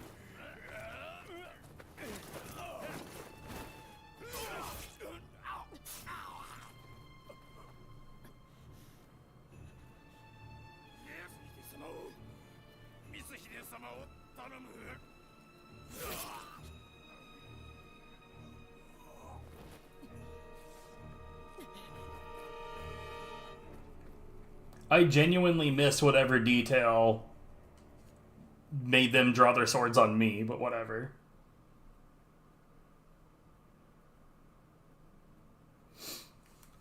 Alright, well, you got your main mission.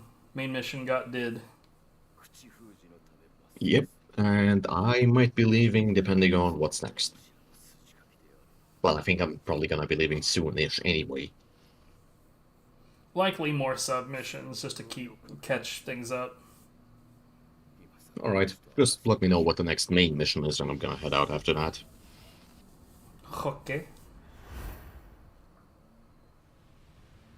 You know we've got to watch a buttload of cutscenes to get there, though, right? You say gotta, and I'm not sure about that one.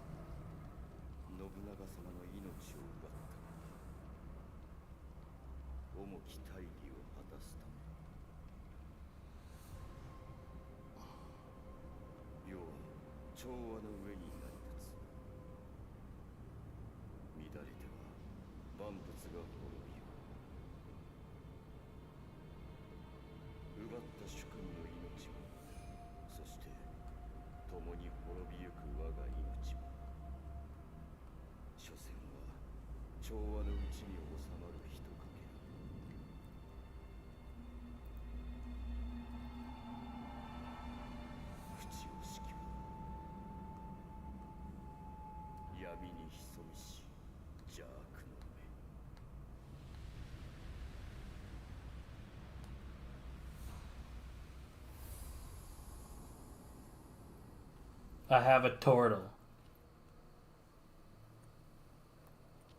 It's a cute one.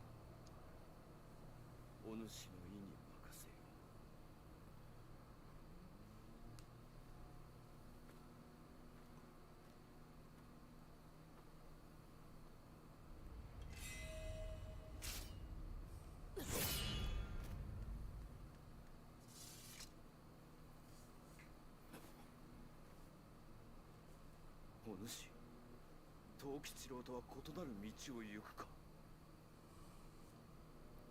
Yo, a facial expression. What the fuck? まずは逃げるが勝ちかもね。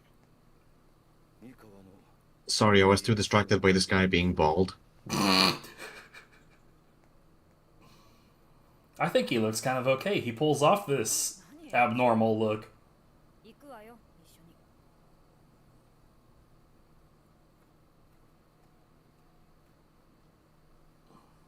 That okay, genuinely that has got to be my biggest complaint about this game is how fucking like lifeless the main character's face is. If that's your biggest complaint, then we're in a good place. I mean, once we get past the plot, I won't have to think about it anymore. I'm only gonna watch the cutscenes the once. So what does this shit look like? I mean, that looks pretty brutal. I don't know if it'll actually work out that way. Like, if I was gonna say without using it, it looks like what's most likely is I'll activate it to, like, brutalize some enemy that it'll just brush past. No, it's pretty good at not straying past the enemy. It's also pretty likely to build at least one of the status effects, and it's good at either kind of key depletion. Not great at either kind of key depletion, but you're paying 8 and you're getting your money's worth. It's gonna be real hard to take the place of this hammer. Look, you're not going to use the hammer for the next 400 hours. You're going to have to change eventually. 3 attuned at one time. Okay. I was kind of wondering when something like that was gonna happen. Yeah, you never hit 4, by the way. That's that. Especially because I think you already can equip 2 different spirits. Yeah, well, no, 4 would be overkill for sure. Yeah, you are basically done getting new functionality, as in spirit slots or slots for soul cores. I do think it's a bit interesting that they decided to give us the sub spirit as early as they did, because in the first game, I think you had to beat the game first. I think so. Then again, I never actually swap spirits because I really only like 2 kinds of counter, and as much as I want to use the brute souls, I don't want to use the brute counter, so I never really press the button to change them. I just use a passive from one of them, and that's that. So for me, it doesn't really make a difference. 流行りすぎたようだ。徳川が家臣服部半蔵にござる。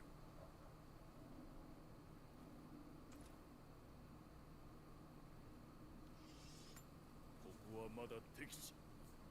我らは藤吉郎の追っ手を足止めしておる。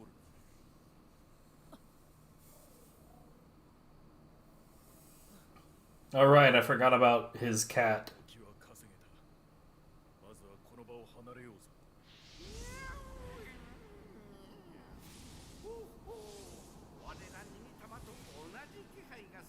His cat, which he only pulls up to say, hey, remember me, I'm that guy, and not actually do anything with it. Well, he uses the cat to sense evil auras. Some reaction on it in its eyes. Oh, is it not done with the cutscenes yet? I figured you were just gonna Google it and be on your way. I already have, but I wanna look at... I don't know. It feels polite to at least wait till you tell me. I know you don't dig the cutscenes, so it's fine. You know it's fine. 天下太平がために戦う徳川に。 Nothing is fine. I'm looking at the screen and it isn't fine. 案ずるな。わしがついてやろう。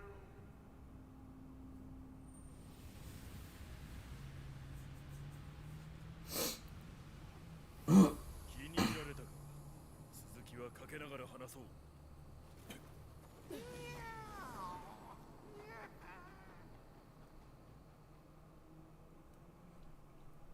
I Oh, I also don't understand why they bothered to put like hidden things on the At the maps. wall. The cutscene just ended with them running at a wall. Was that a wall? Couldn't 我 tell. ら伊賀衆が手を配り Pretty sure that was just a wall. 無事に三河へ I think he said something about items randomly being hidden on the map. Yeah. Yeah, I have no idea why they wanted to do that, unless they really wanted to quiz you on Japanese geography and what you can tell. That's a temple from history. Whoa.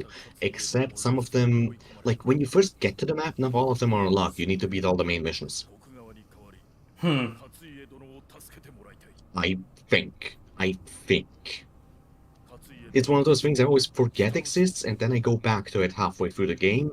I do enough of them to get the titles, and then I completely forget about it again. Yeah, the titles is the only reason I really gave a shit too.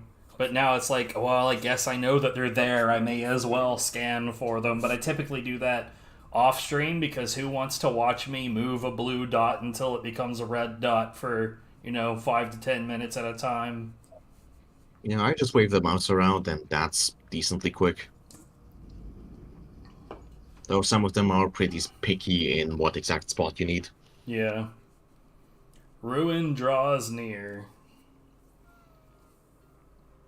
Mm.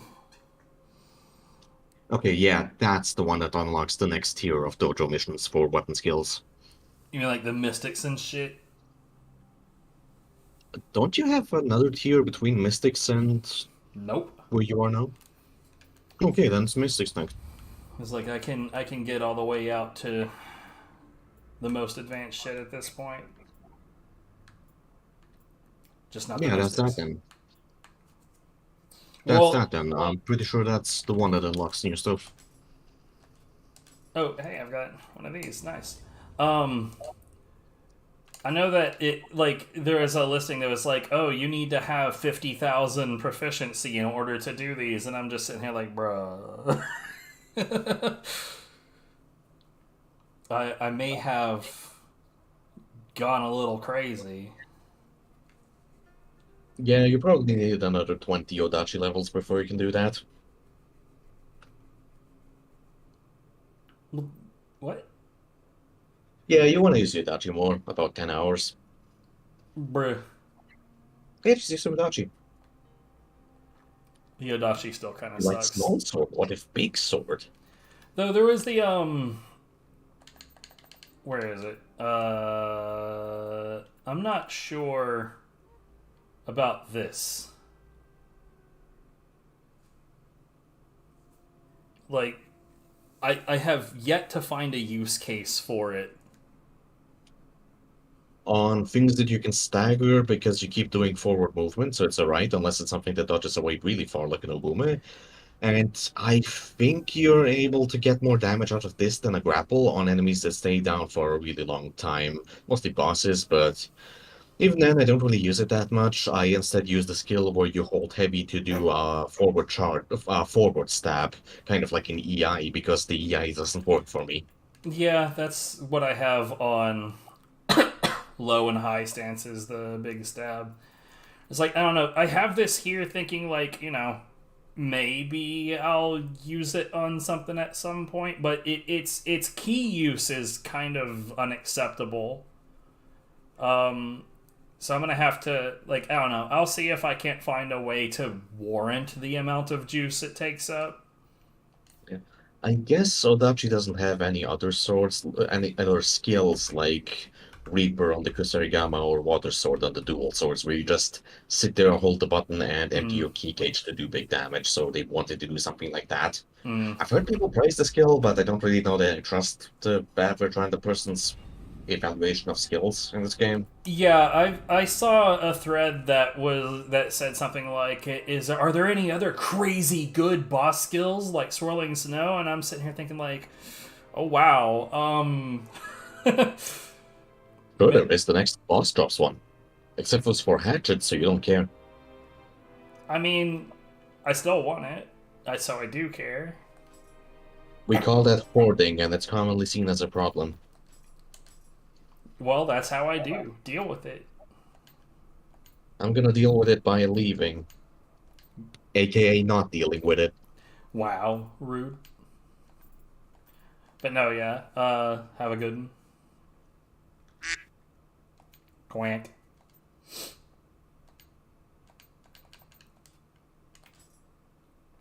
Okay, I need to check the two latest spirits, so Genbu and Nekomata.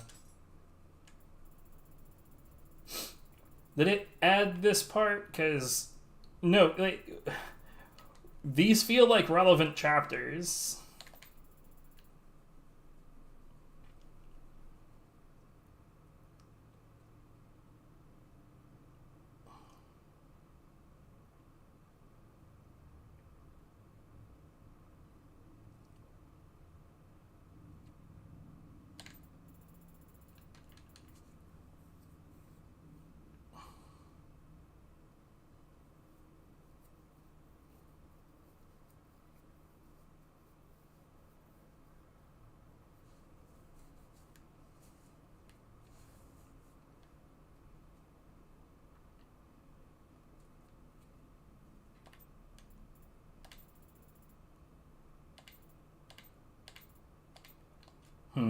Oh, no, there's still something.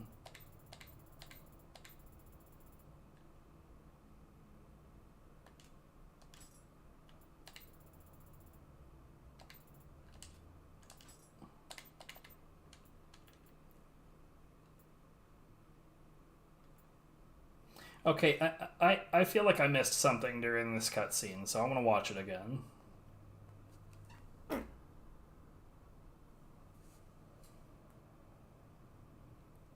You know, I didn't make sure during that entire stream, like whether or not Atizian's call was too loud, and if it was, I apologize.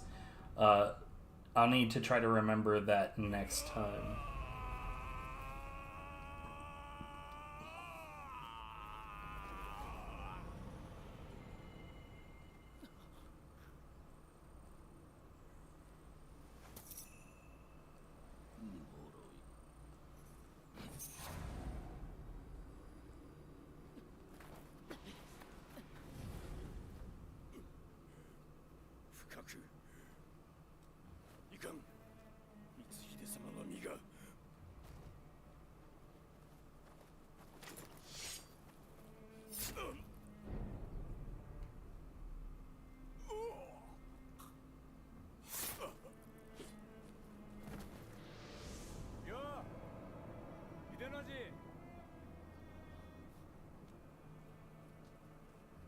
いつもながら見事だな。さあ、光秀を倒しに行くぞ。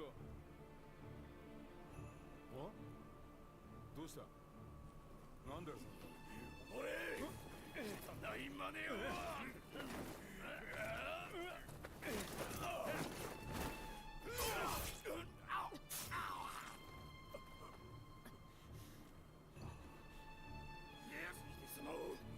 Okay, so it's more that the protagonist,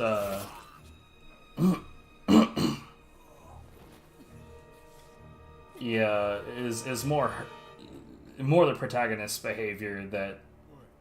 Okay, so I thought it was Tokichiro that like actively did something that put a rift in there. Like, I don't know.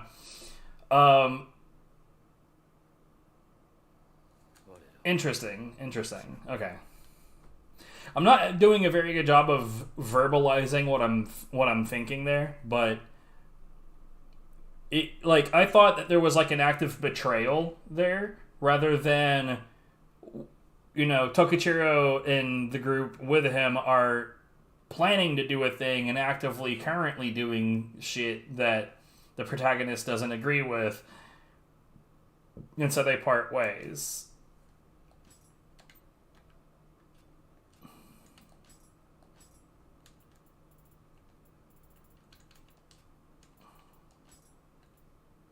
Hermit's hut, uh-oh. I mean, yeah, that looks sick.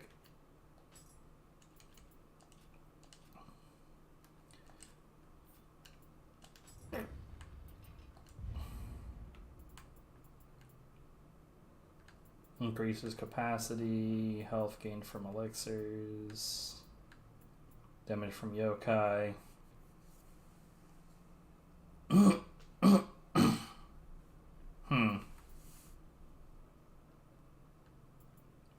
Like I said before, I don't really have like a grand plan for Magic at this point, so I'm mostly just I'm trying to go for all the passives and just buff those.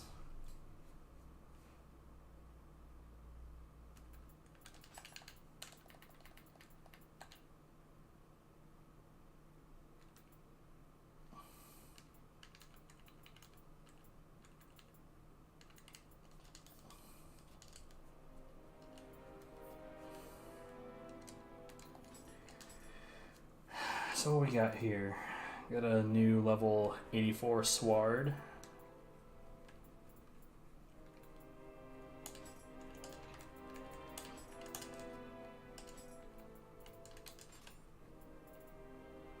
An 84 plus 1.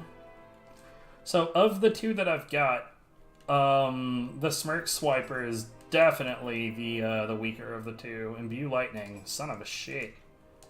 Okay. A level 90 sword.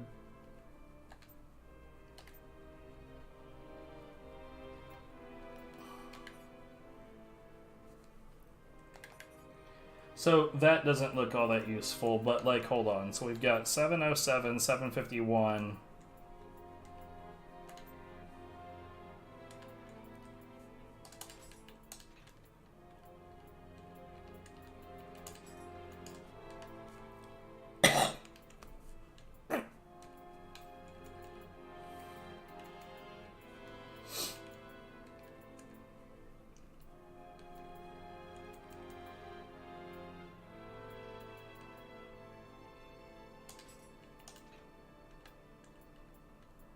$754.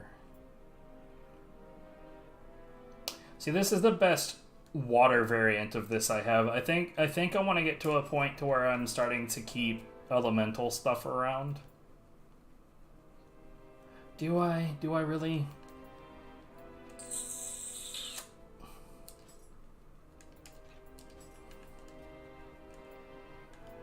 No, not yet. I am gonna I'm gonna keep the +1 stuff around though, for sure.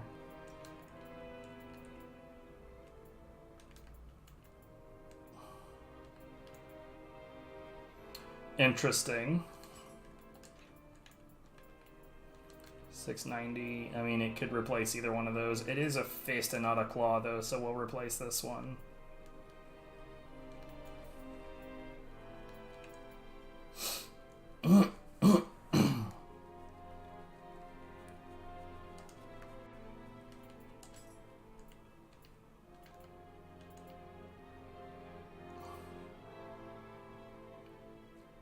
Auto target weak point. I don't think I've ever actually, like, I've seen that benefit in the first game as well and never actually used it. So who knows? Maybe it'll be the hot shit.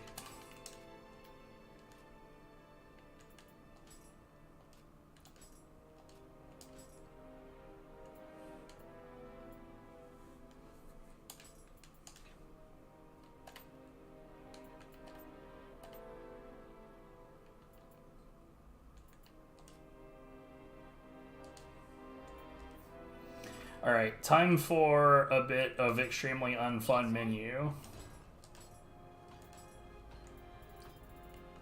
Oh hey, I can make sacred brushes now. Shinobi boxes as well. God, that's expensive.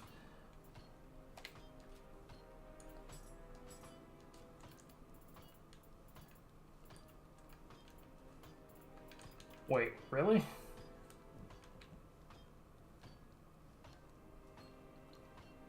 What? That is a useless buff. What the hell?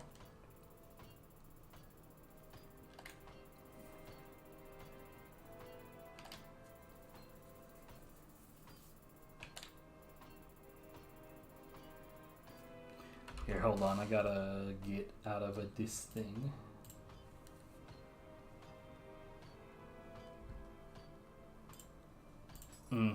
Oh, whoops. No, don't do that. No doing.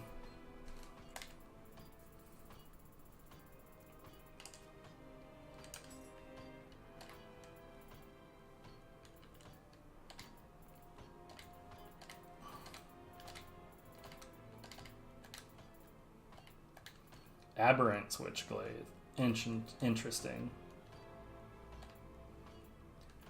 I almost said interesting.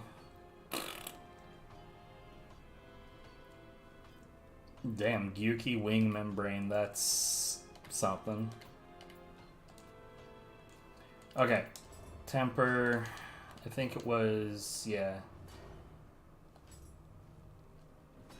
So we need, well, the usual, honestly.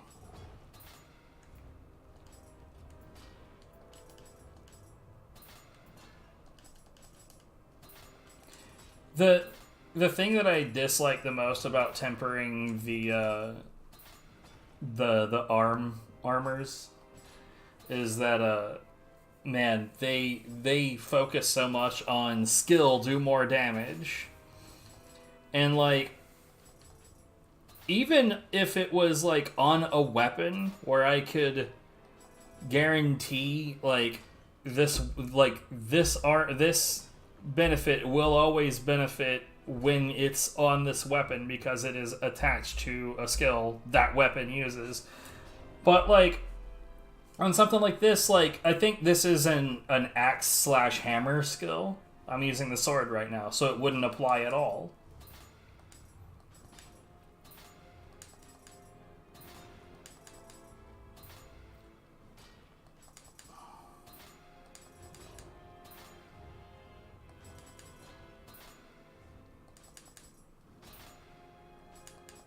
Toughness +2. Like, when is that ever gonna matter?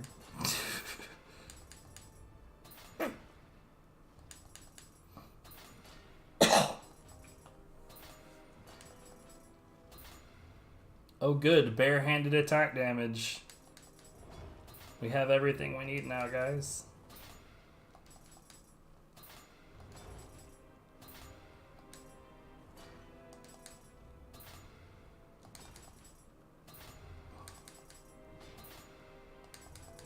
Random slice damage.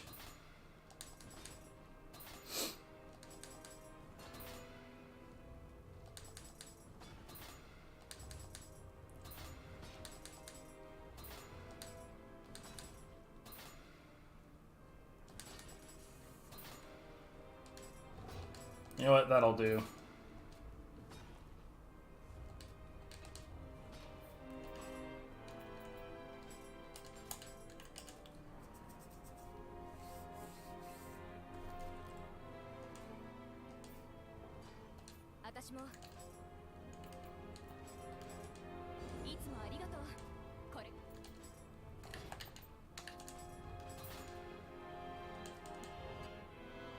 Okay, shrine. Let's get rid of these.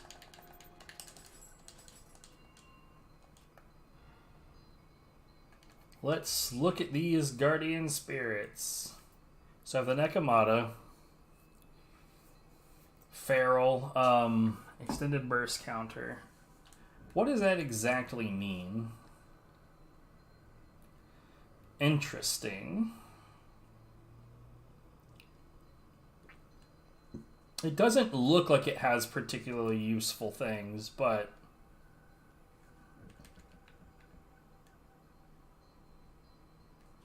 while casting, okay. Elemental damage taken -15% actually sounds pretty buff. Now, say I know that in the first game, elemental damage in your hands, like the raw damage, is not that impressive, but incoming elemental damage was always super out of fucking control.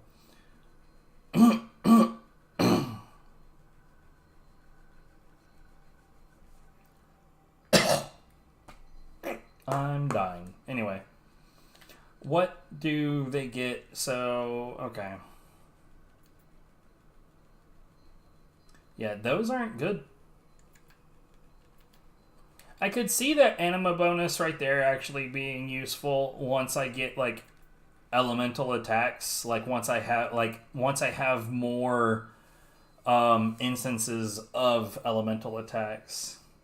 And like I could see this being useful if I had a decently large number of like if I had more weapons that had water damage. I wonder if water does the same thing in this one as it did in the first game. Because in the first game, if an enemy was saturated, it would just make them take more damage. Whereas on fire, it would do damage over time, and lightning slows them down. I know that lightning still does the same thing. There's no reason really to mention the wind or earth effects because they're no longer in the game.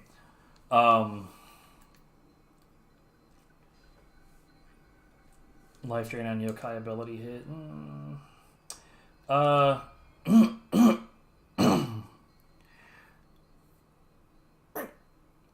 There's a very high likelihood. In fact, I know exactly what I want. I think it's Biwa?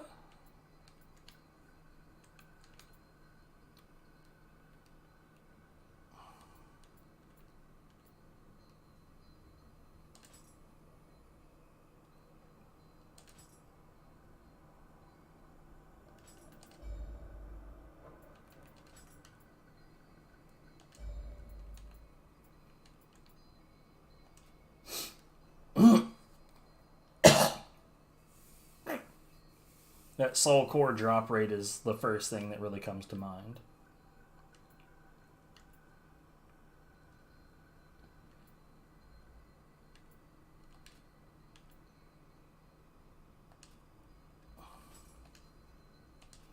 Here, resting rights. Sinuses, please.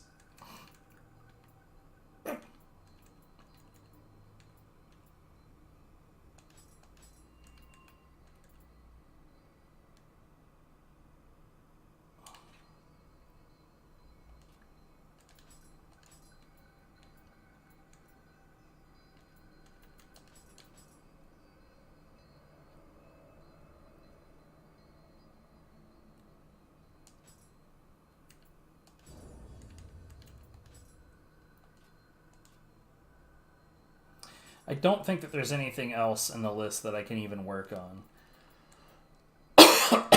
Not true, I was wrong.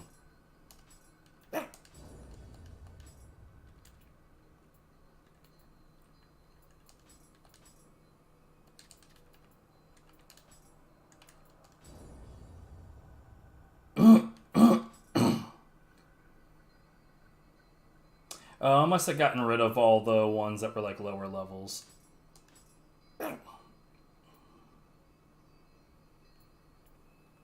So got 2 phantom cores and 1 feral core, or 1 brute core rather. Which is fun because it's the only core I actually do attacks with.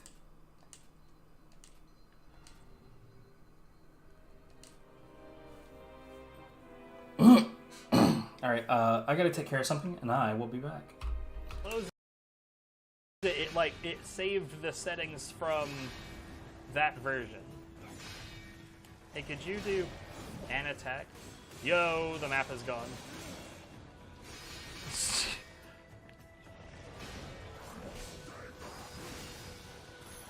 That was... oh man, that was so good. So, yeah.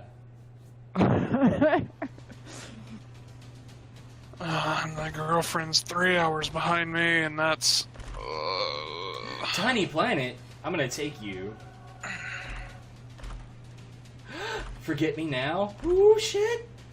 This looks like it might actually be fun. Time zones are hard. I'll take you, I'll take you. That's a lot of treasure chests. I'm gonna use this, but I'm gonna put it back. Yeah, see, that's what happens when you use an item called Jera. It's a crystal that signifies abundance. And when you use that and there are gold chests around, you duplicate each of them. This room starts out with 4, so now there's 8. Oh my god! Oh, what did you... I've never seen this in conjunction with Tiny Planet. They all spin around me when they come out. That's so stupid! Holy... I love it. Oh my my god, it looks like spaghetti. Why? Uh-oh, your daddy-os. Daddy? I'm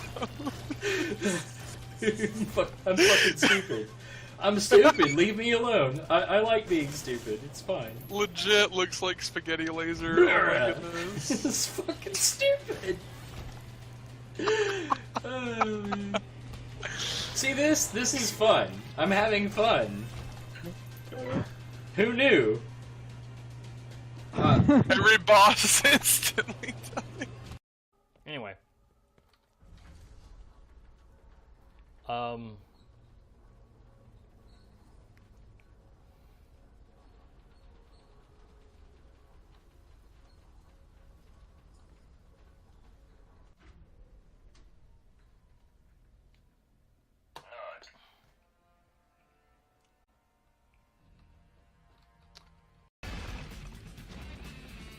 Bang.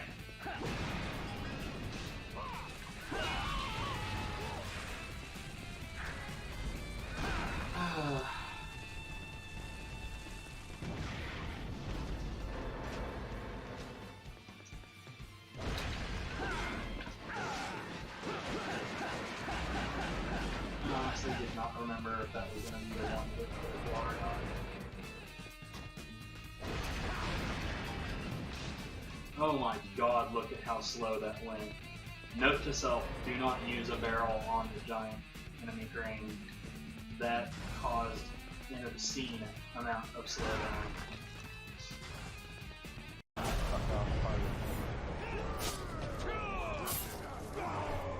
My Hank.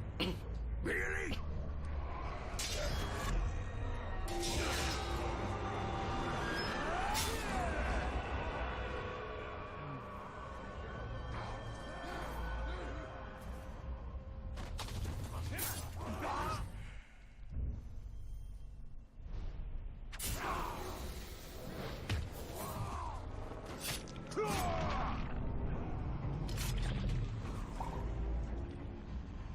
Did you hear that? Well, I don't care what it was. You still want to fight? I'll fight you. Okay. Time to... This is a wreck in the boat. It's relatively small and it's... What? What? What? What? The fucking crash fish just went full nuclear on a dog.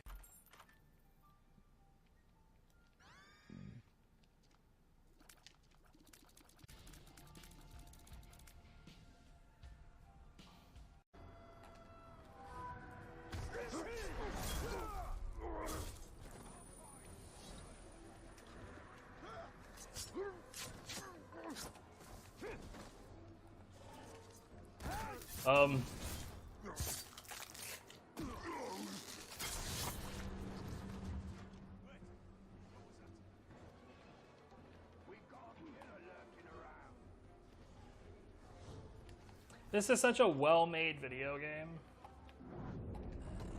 Oh, hey! I figured out how to get out.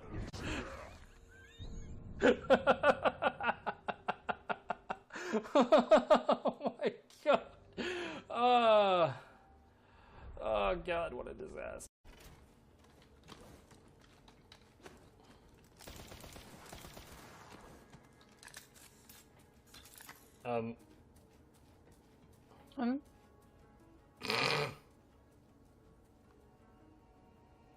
Moonwalking?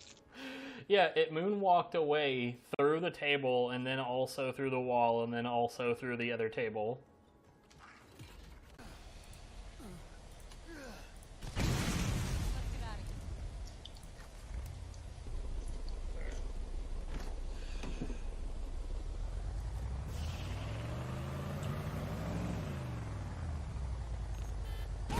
Are you fucking serious? Are you fucking serious? I guess we can come save you. Unless you want to go back. Right on it. Tipsy, please! Right on that. Tipsy! Oh god, I'm dying. Tipsy! Hey, please. Please stop.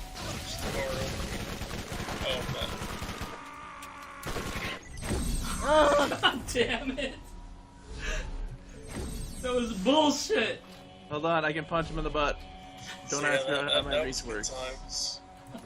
Shut the fuck up. You guys alive down there? Yeah. Jumped right on toilet.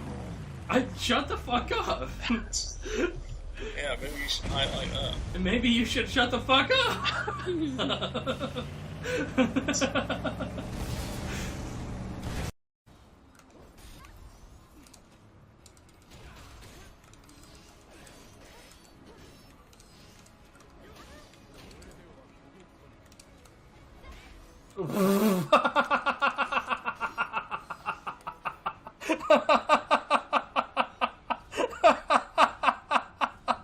Oh, that's fantastic. Oh, Jesus.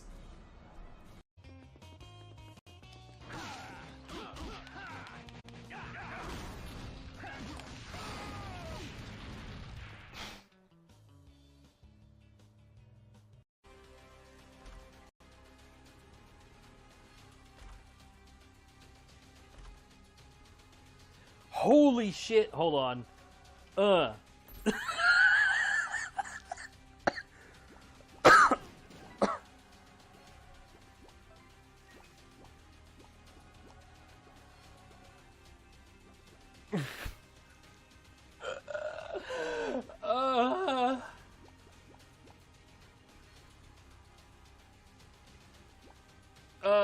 Houston?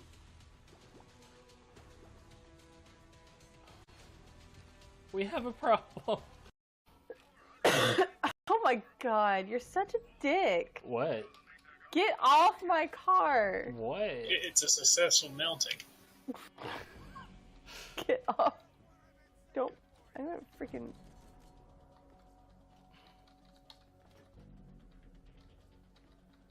I'm trying to use the donation box and it's not donating. Oh dear god, no, I can't even.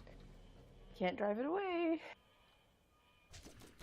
This freaking horseshit. What? You're a dick. What? You're a dick. What? You're a dick. What? You're a dick. Ah!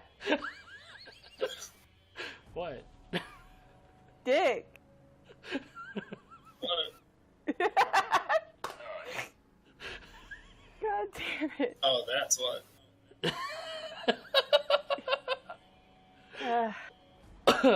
Fuck both of y'all. Damn it. Shit. God fucking damn it.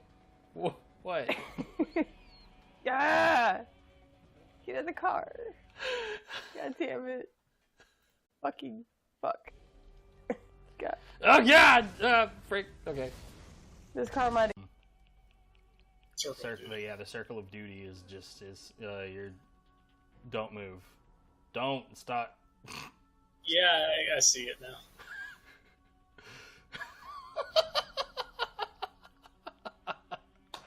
What are y'all going on about? You'll see it later. Yeah, don't come a knocking if the car's rocking.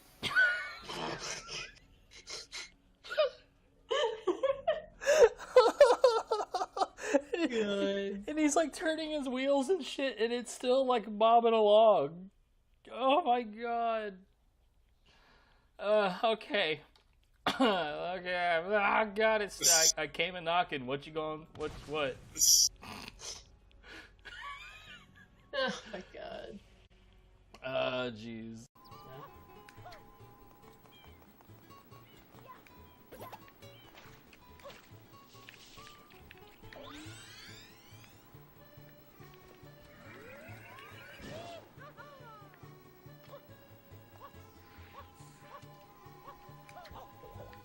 I was expecting to jump off you, but whatever. Give a second. Alright. That happened. That fucking happened. Damn it, baby. That happened. I don't know where you are. I'm underground. No, I mean, like, I know that, but I don't know where you are. There you go. That was...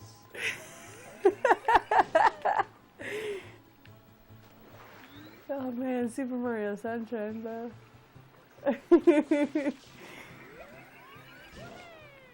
We did not open that thing.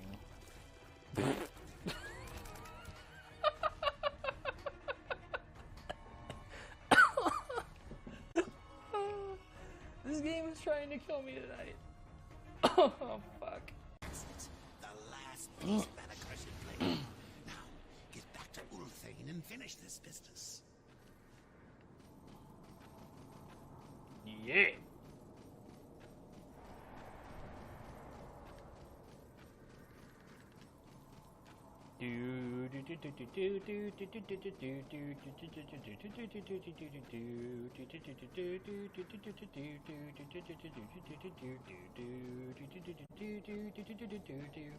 Okay, that's enough.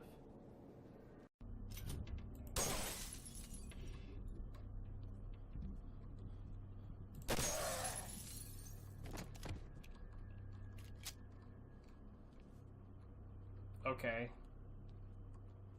He's like halfway through the door, dude.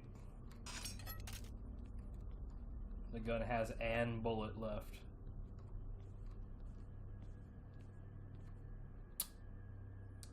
Yep. Yep, that's correct. This is exactly how it goes.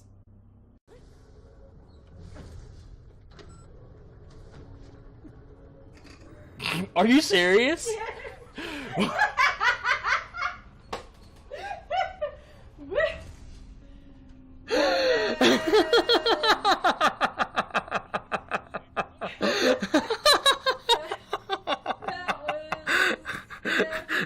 Not intended.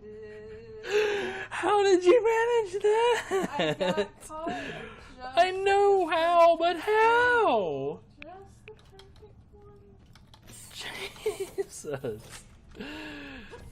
Like,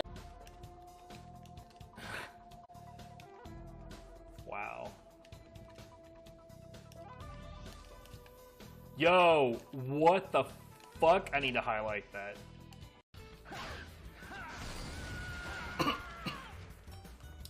Huh. Okay.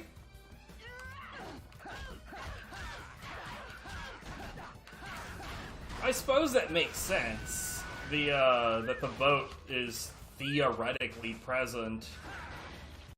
The better.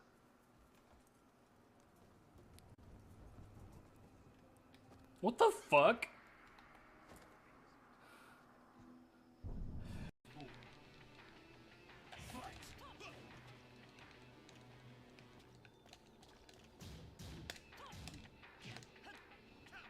That's not what I input.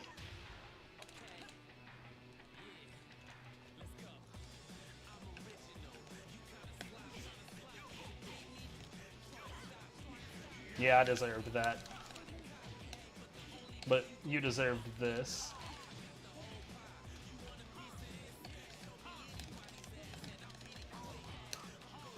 Ah!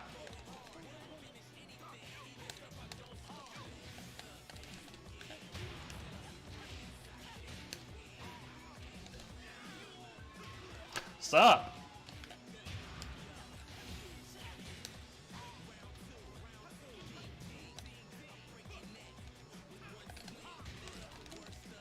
Ha! Ha! Ha! Ha! He tried! Did you see that? Did you see that? It got... It like just barely missed it.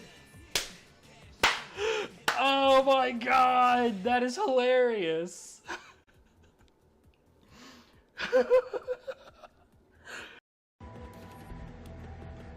And now we try to go for the poop hat. Oh my god, please, please, please, please. That's a highlight. Hola, ¿cómo está? Okay, so what we got here? The Aberrant Mage. Ah, here we are. Okay. That's not the window I'm trying to go to. It is 87.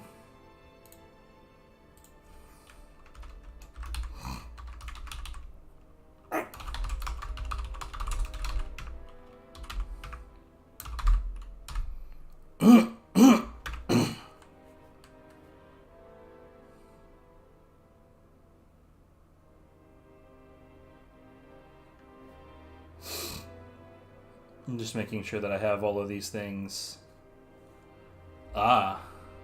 What is that, 88?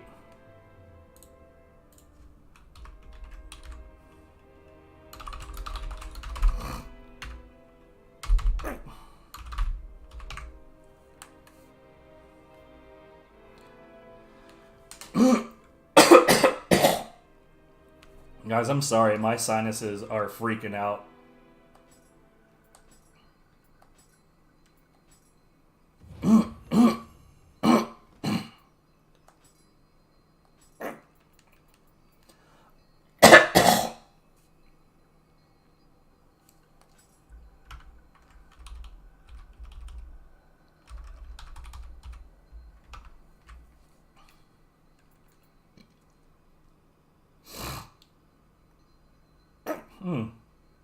Three blue fire weapons. If those were purple, that'd be nice. I'd maybe keep those.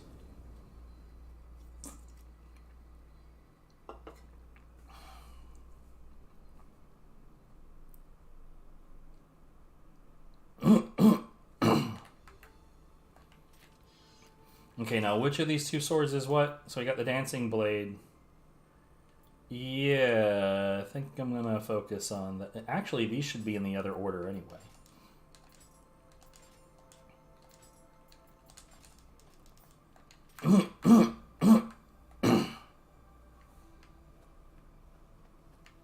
Ladder. I think I know where this is. So there's that bridge. Yeah, I know this map. This map is from the first game.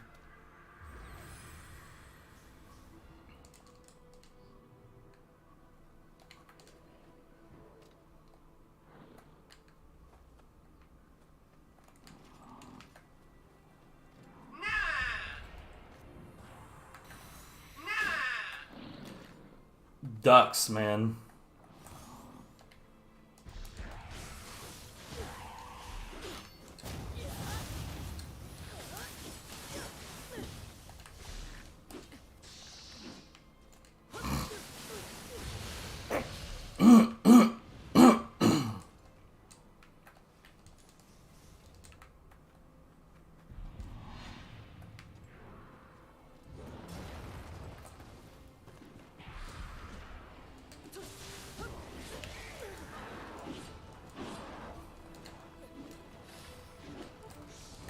I really, really, really hate it when you're locked onto a thing and as you try to like get away from that thing,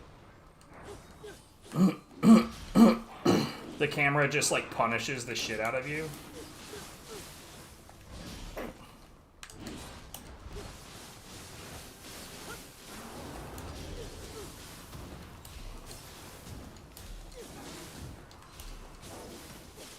Oh, suck my ass.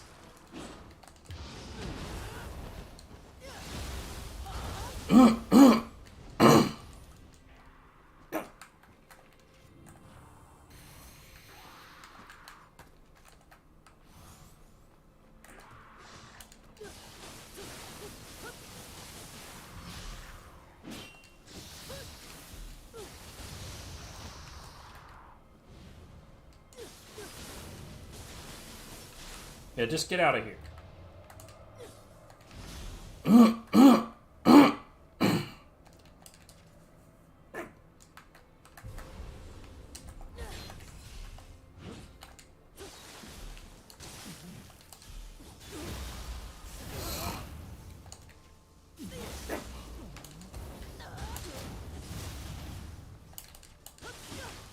Yep.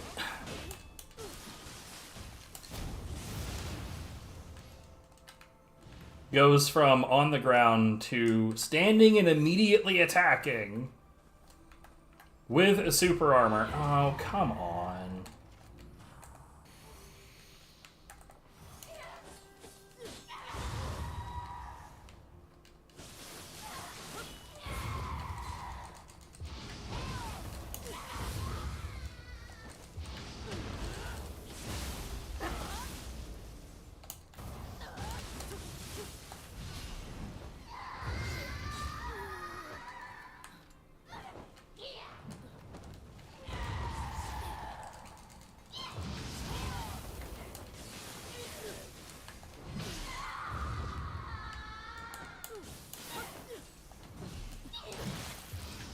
Can't see shit.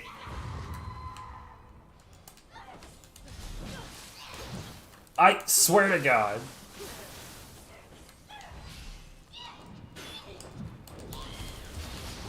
Enemy that constantly forces you into a position where you cannot see a goddamn thing.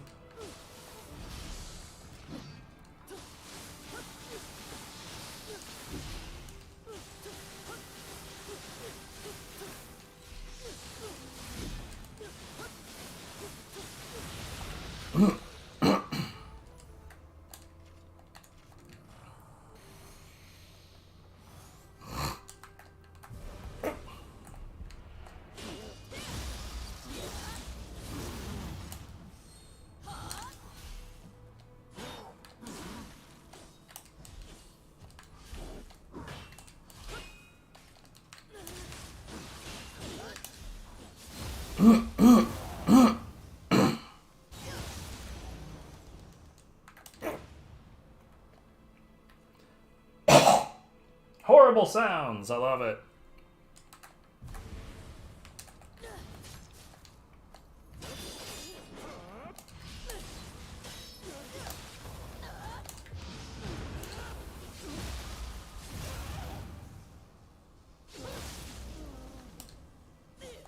What?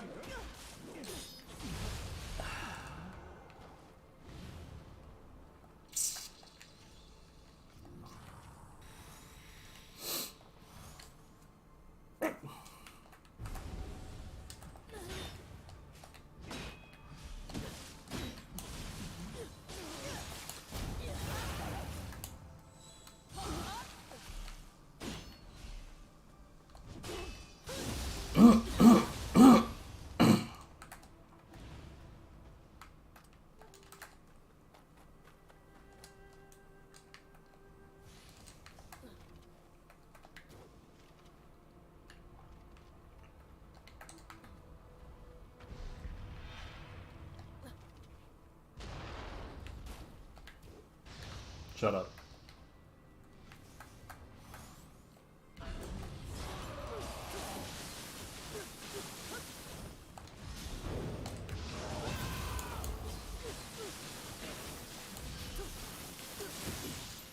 What? Thanks for the dodge, I guess?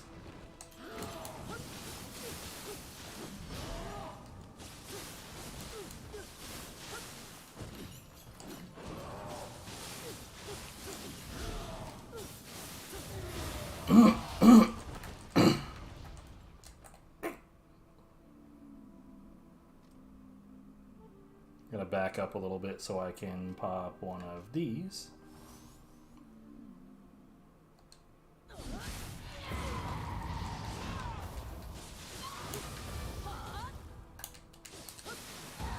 You're fucking kidding me.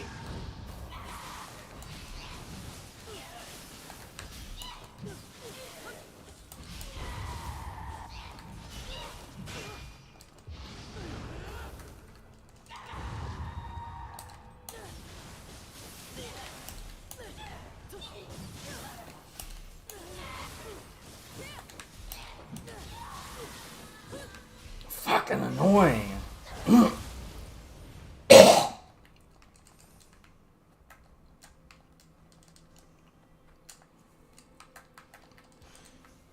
Magatama. Oh, goody.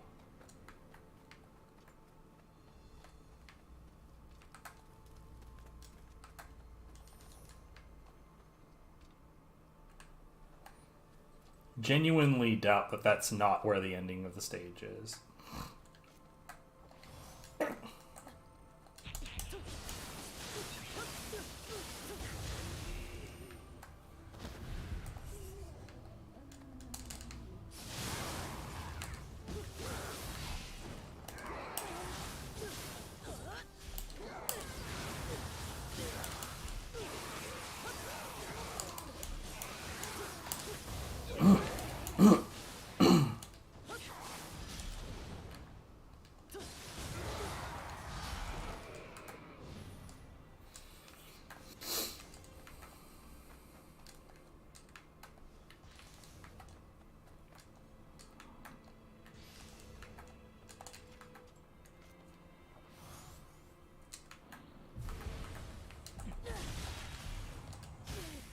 Good.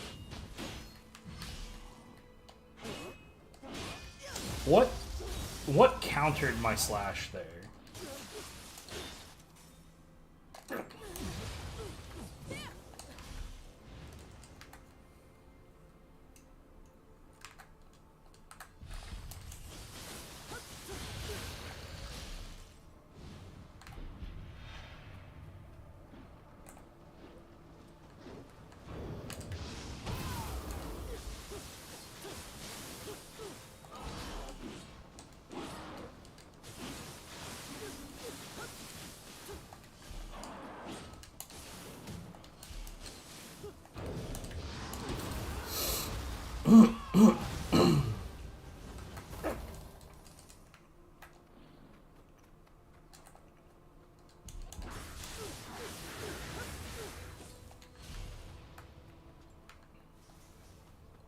That's where the stage started.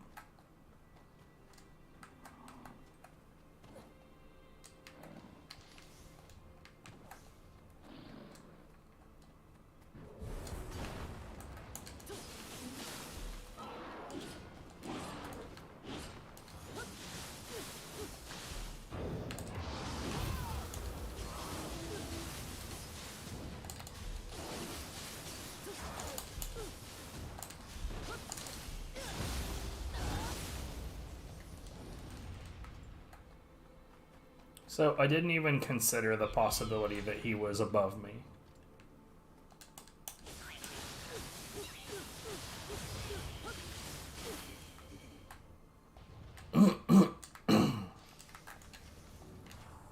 Like, it didn't even occur to me.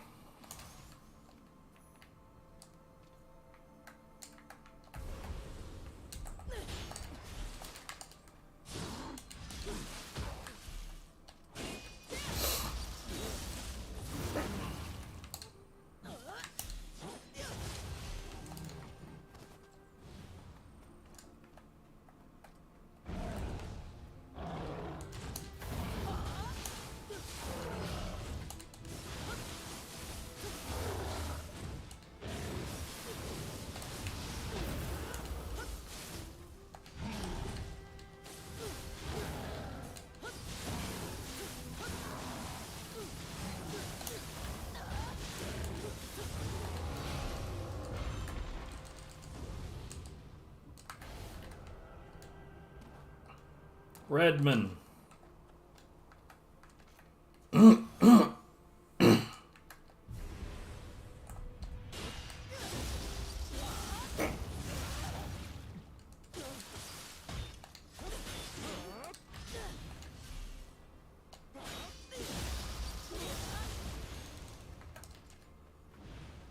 Actually, you know what? I am gonna check out this upper area first.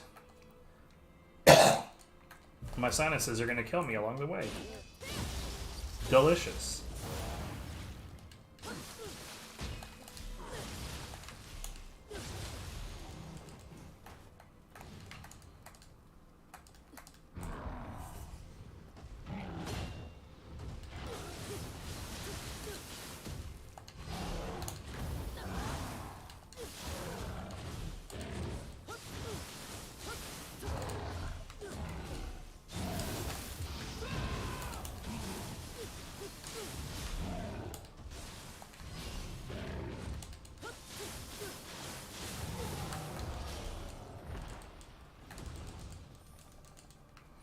I'm not sure, honestly, that I would say that electric is busted in this game.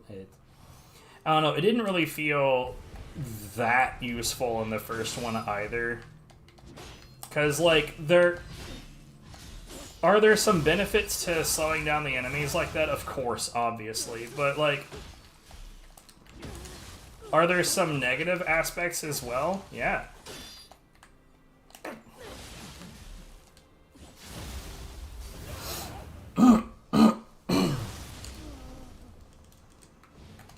Plus, it's one of those things I've found when watching other people play that it's one of those things that you can easily get out of control with, thinking that you have more of a of an advantage than you really do.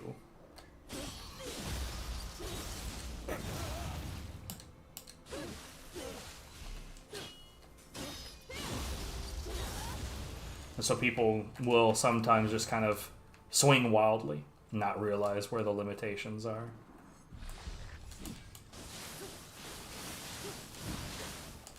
Like that. Oh shit. Okay.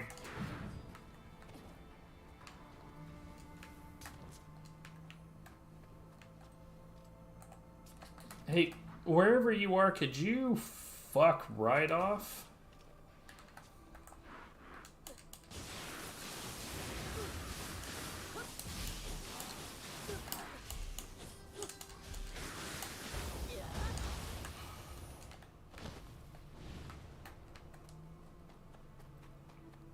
Ranged prick.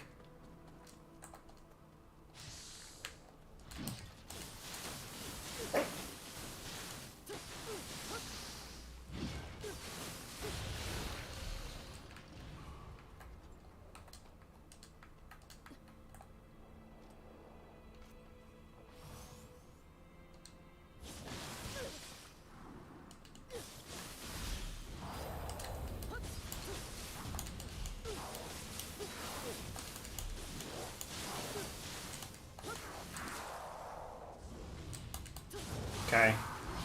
That was a really good night rain, thanks.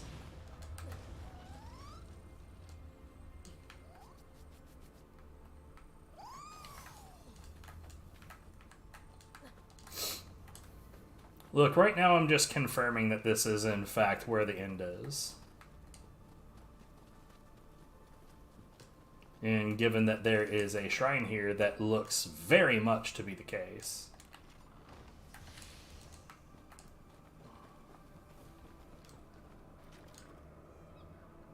Ooh.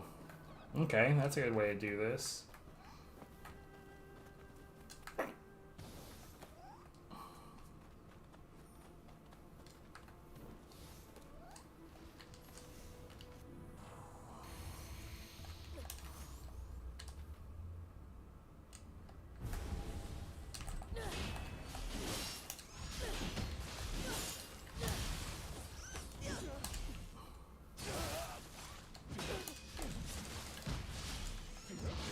Hey, could you don't?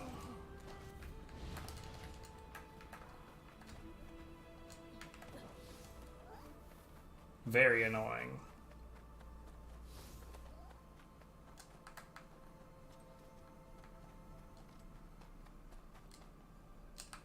And that's where we started. Oh, I see.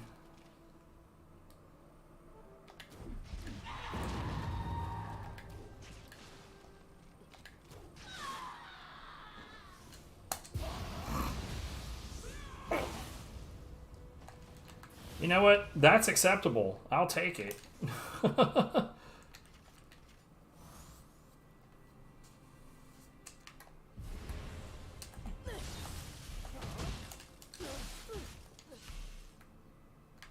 wasn't sure if he was going to land on that or not, but I mean, if he belly flopped at that height, it still would have been really bad for him.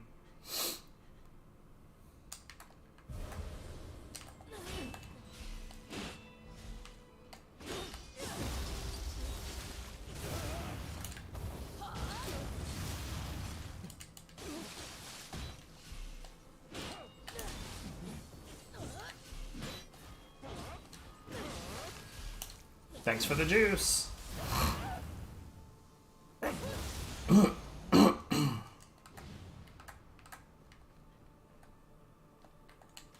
More summoning revenants on the no good, very bad bridge.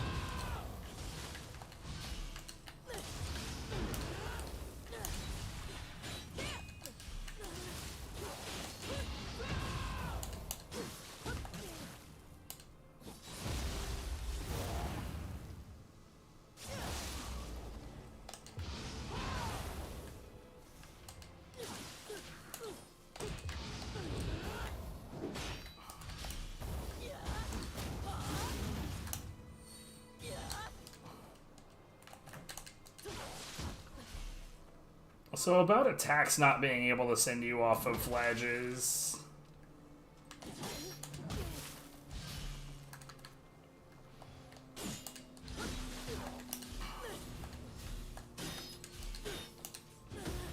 Are you shitting me, dude?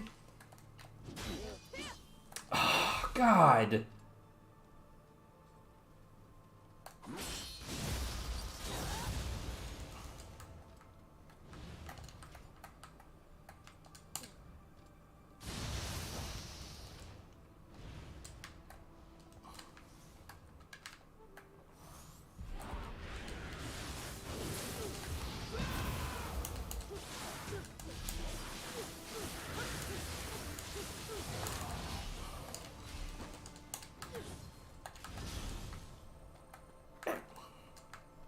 Fucking angles.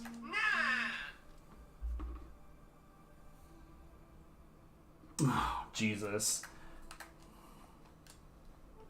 Not ducks this time, but something very, very irritating.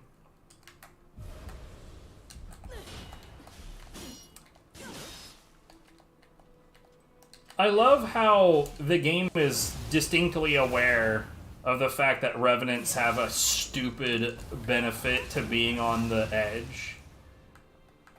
And they definitely use it. They're like, it's so clear that, like, man, I'm gonna put my ass on the ledge so I can recover, and your ass on the ledge so you can die instantly. Oh, good. Glad to hear it.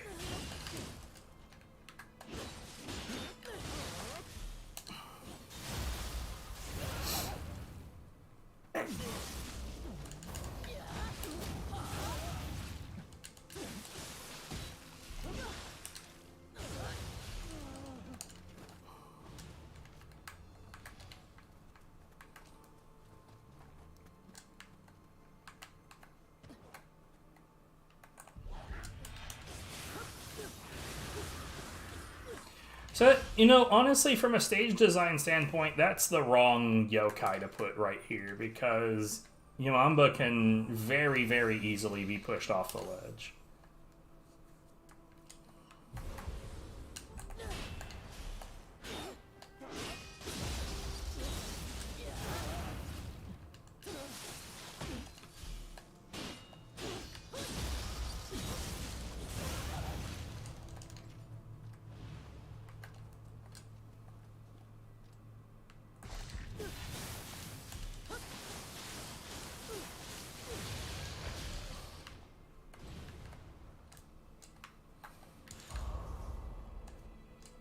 Hey, I've got the key to the place. And a summoner's candle.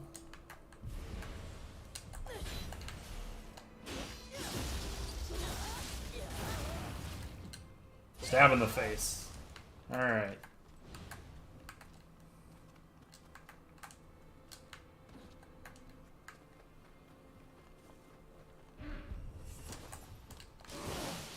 What the fuck?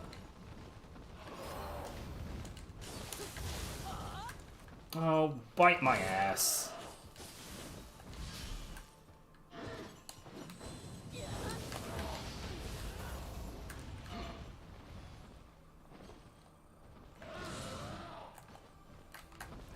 what? We're gonna bring this over here.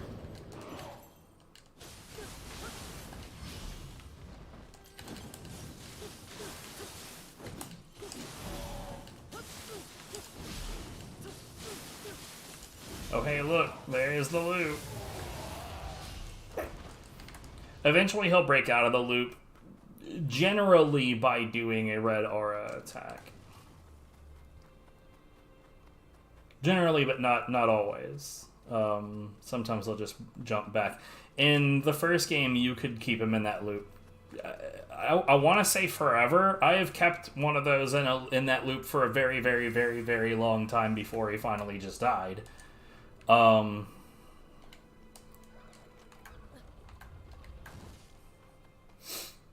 I have genuinely seen him stuck in that loop for a ridiculous amount of time.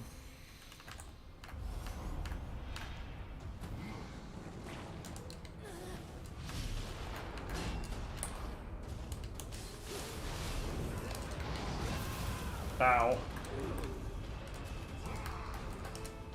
Okay, you know what? I'm not about this life.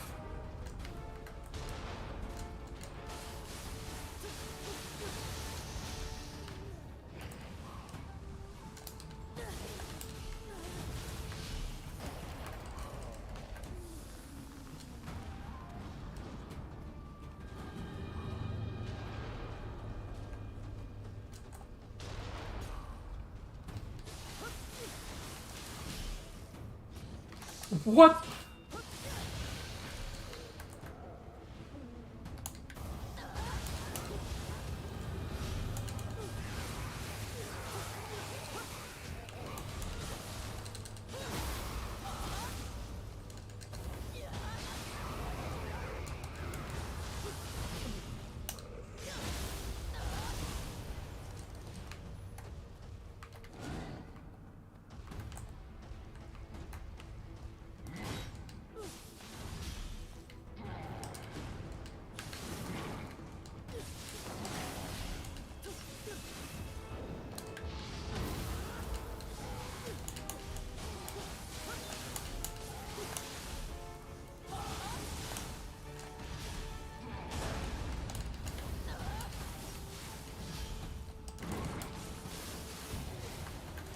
Oh, is that it?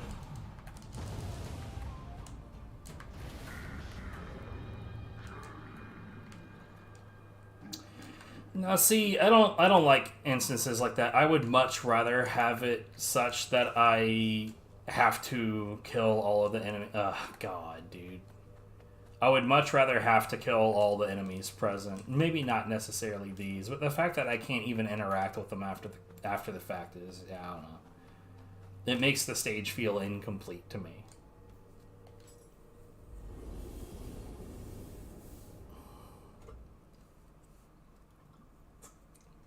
Like I said, I'm digging some of the map reuse. I like audio, please. I'm sure that some people out there will be like, "This is ridiculously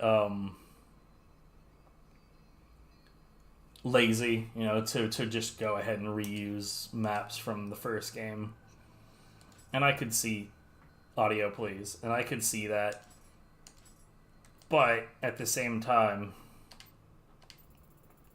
I like revisiting the maps.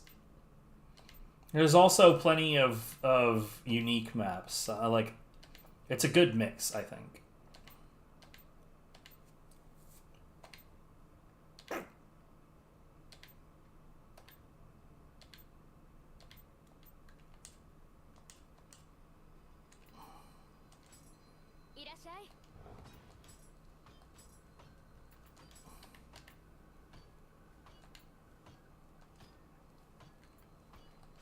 Okay.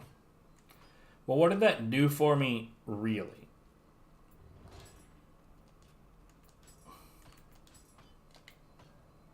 Because that's what I expected, that it would increase the types of umbracite that I can make. I don't get it, but okay.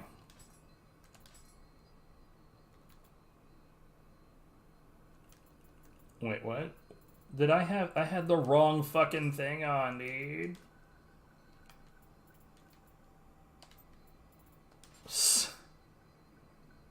I'm an idiot.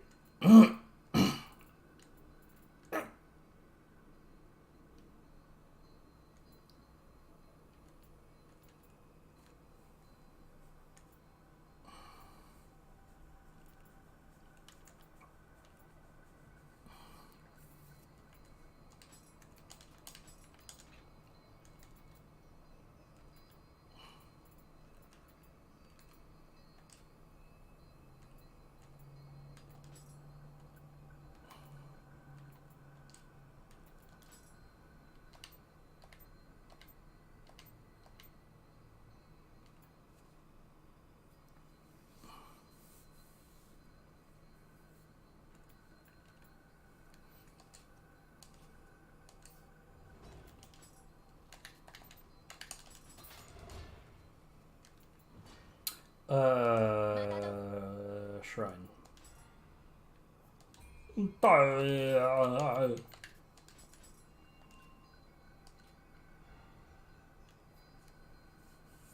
Do I have the, I should be able to get myself there.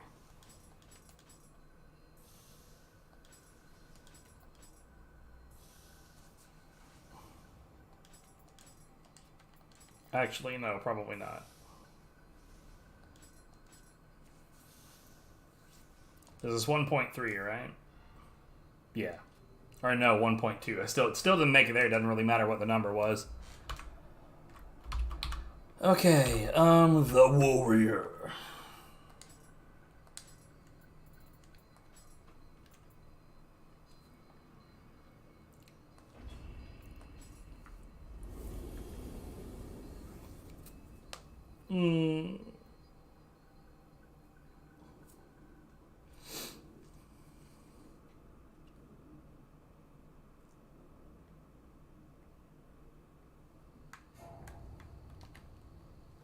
Okay, so this is also a familiar map. This is the Everything on Fire map. I'm guessing no can. Oh, this is not even an openable door in this mission. Right, they put a body next to it. That's usually the indicator that's like, yeah, this isn't where you're going, mate.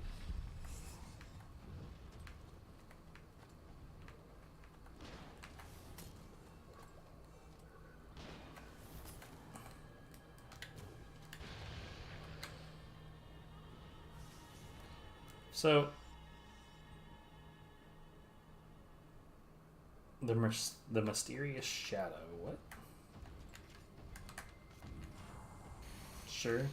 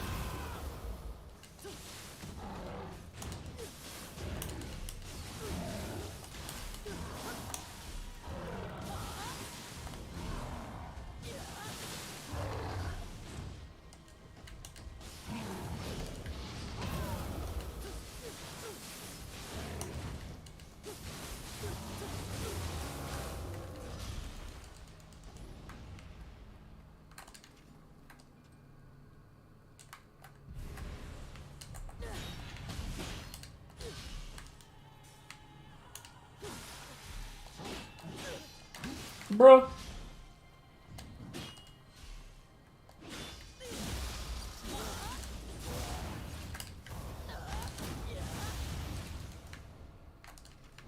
He was being a jerk. So he had to get the hammer.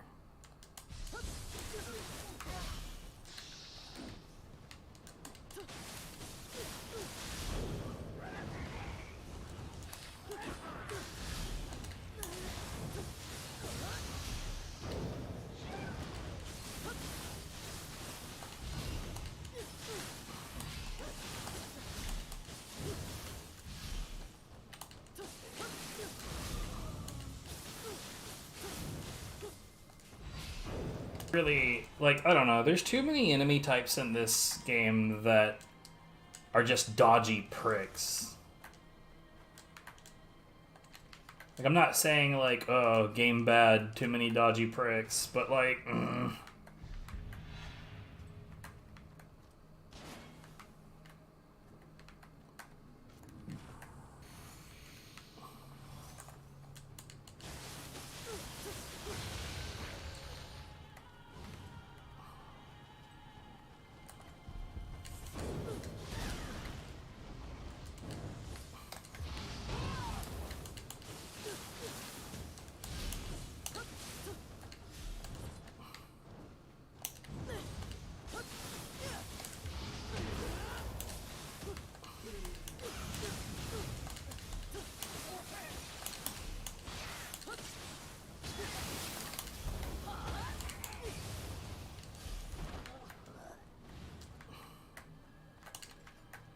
all I'm saying is I wish there were fewer dodgy pricks.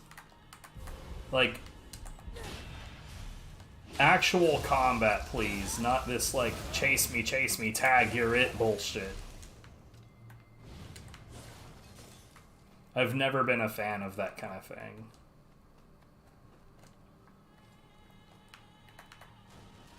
Because it in my opinion, it leans on the idea that you'll potentially die. Like, the challenge that you'll find is making mistakes because you're annoyed. Not making mistakes because the combat was legitimately harrowing. And that distinction matters a lot to me.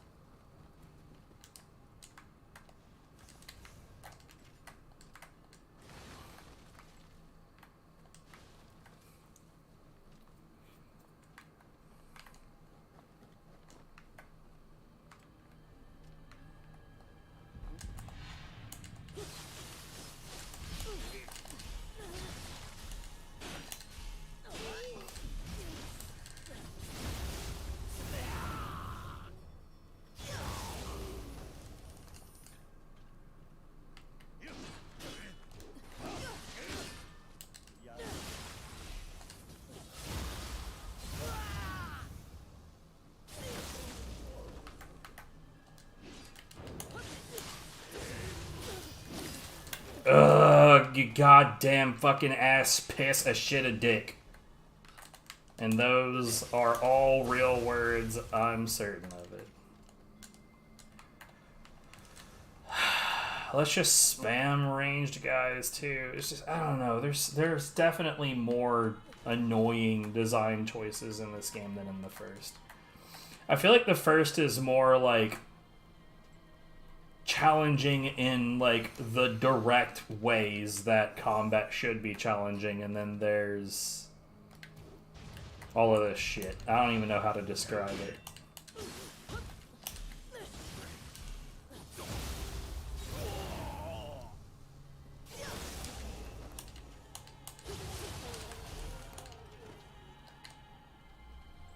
But like, there's good challenging and there's bad challenging.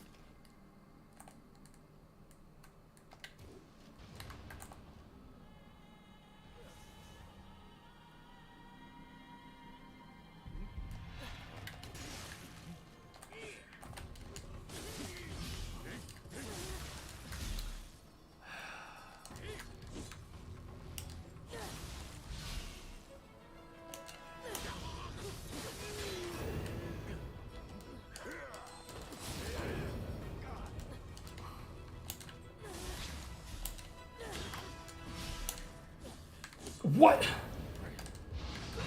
You're kidding!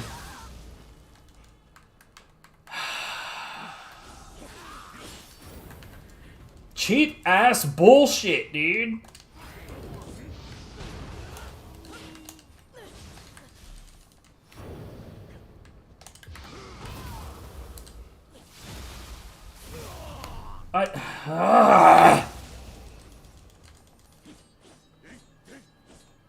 Uh-huh. Yep, my hit just didn't hit. Why? Who fucking knows, dude?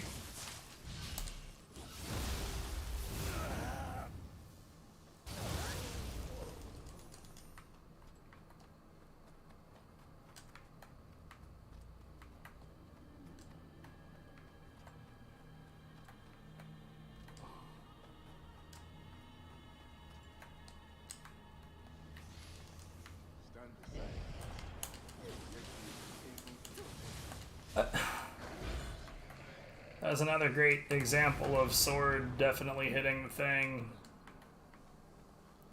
And just nothing. Just nothing.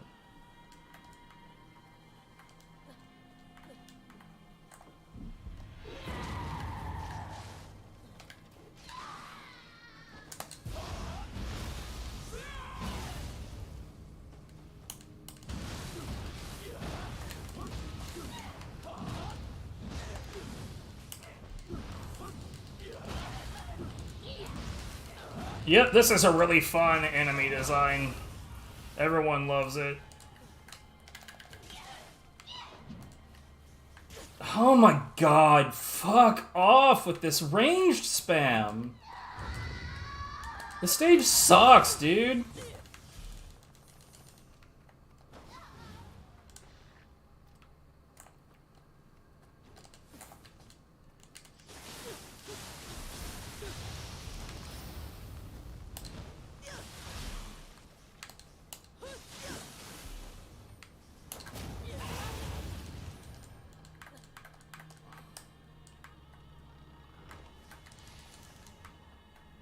When you've got like one stage that like repeatedly makes me want to mention annoying stage design, annoying game design, annoying enemy design.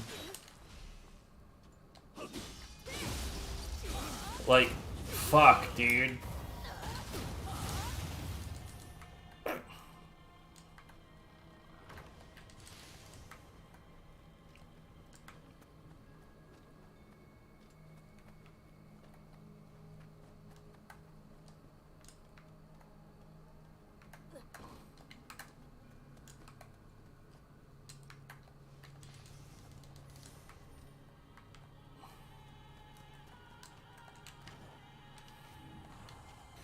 I've been doing all this shit this whole time without my buffs on.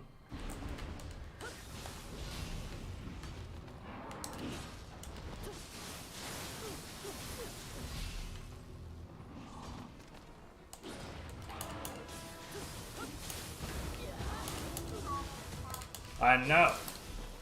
I'm annoyed too, Pika.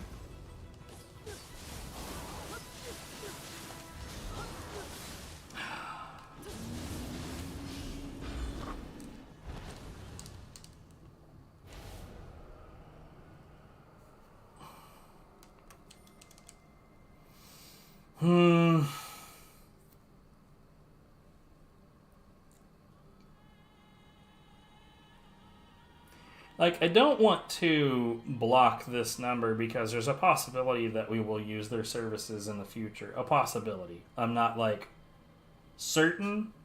We don't have a plan, but there's a possibility that it will happen in the future. Having said that, God, those notifications are annoying.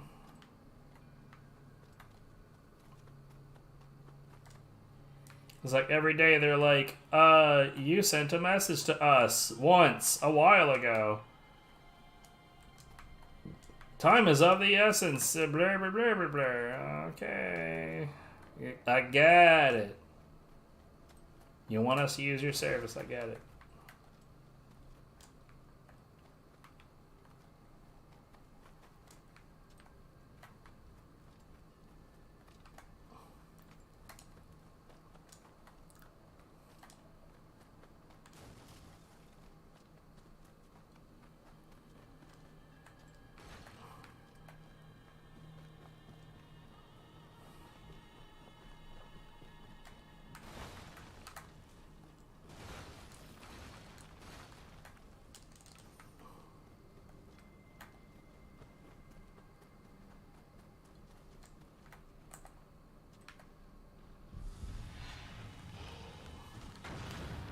Well done.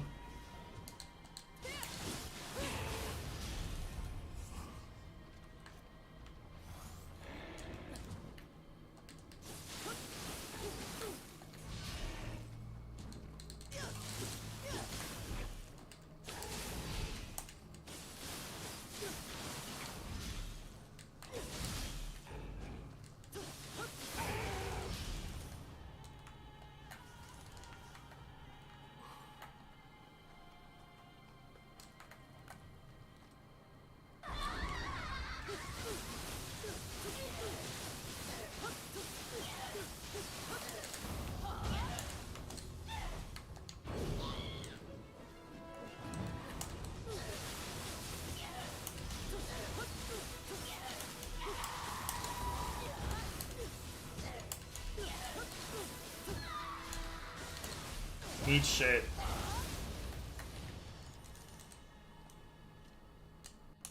Hello? Earlier I went to activate a thing that you hold the B button to do the thing, and when it charged up, instead of actually activating that thing, what it did instead was it put my fucking sword away.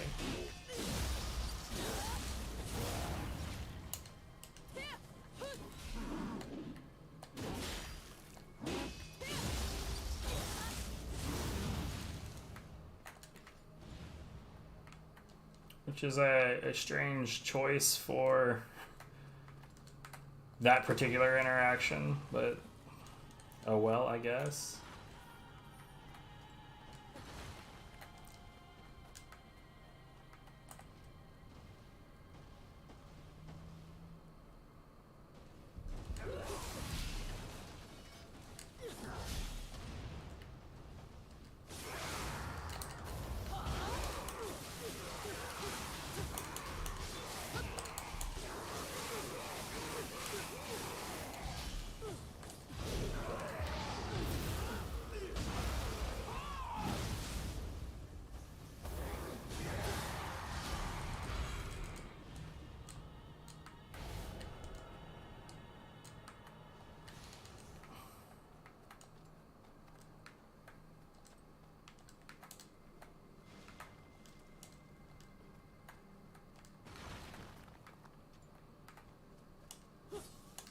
Hey.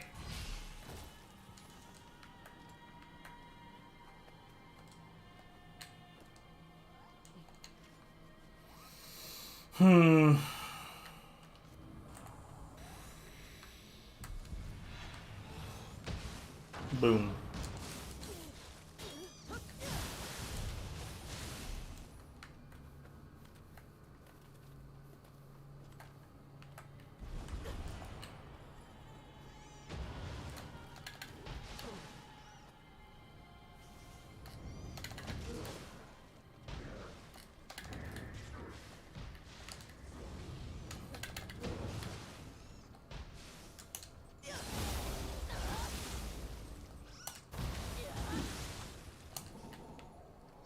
Homie, I'm just trying to get you to join us in the quad. Could you, I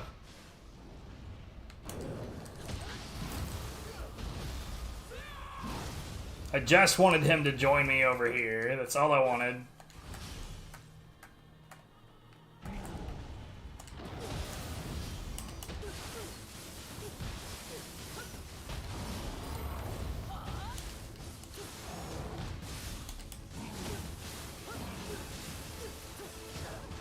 Rude.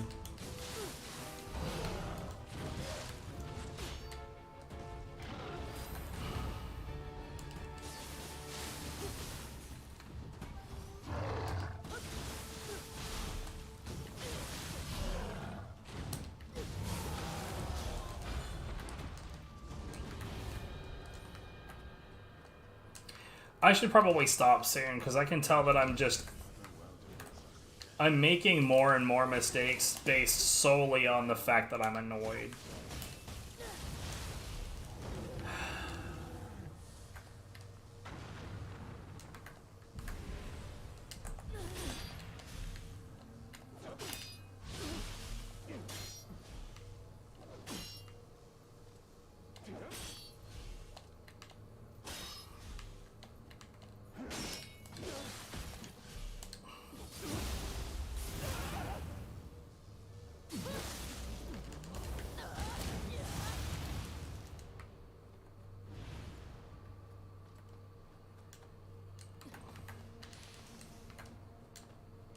Oh, also I can hear like the leaf blower army has arrived. They're not directly outside of my apartment or anything yet, but they are here, and I can hear them. And suffice it to say, I would rather not hear them. I don't have any desire to hear them.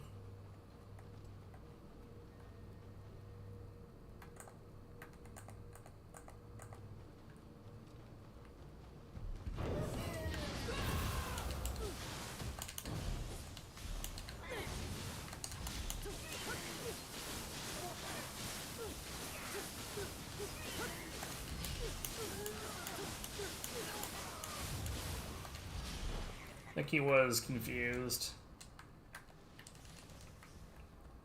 He managed to get burned somehow.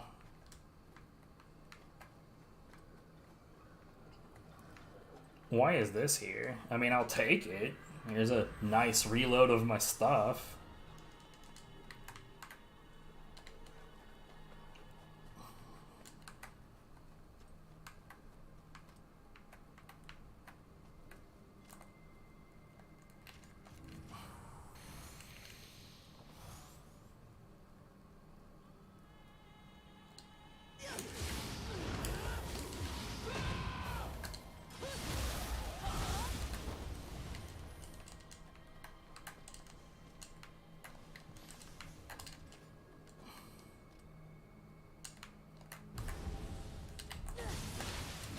Fucking super armor, dude.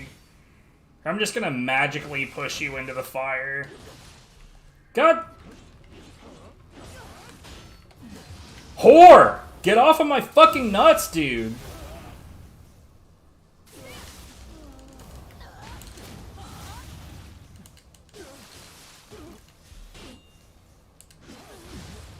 Eat shit. You were extraordinarily irritating. Holy fuck.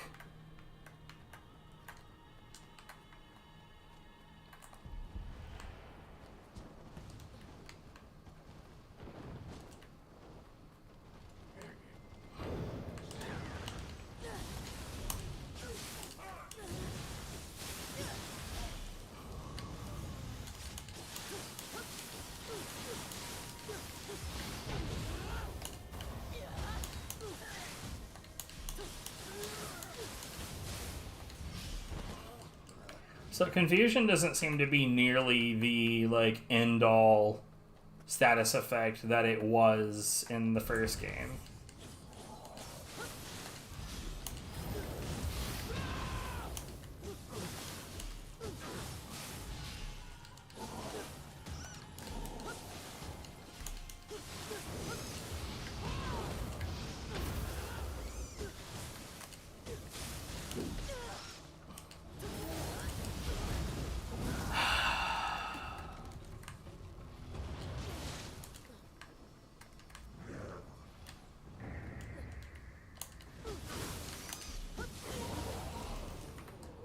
I hate these things. I gotta be honest. I'd be okay if this thing wasn't in the game at all. That was really annoying. I was like sitting there trying to do proper combat and it was just sitting there fucking making noise at me.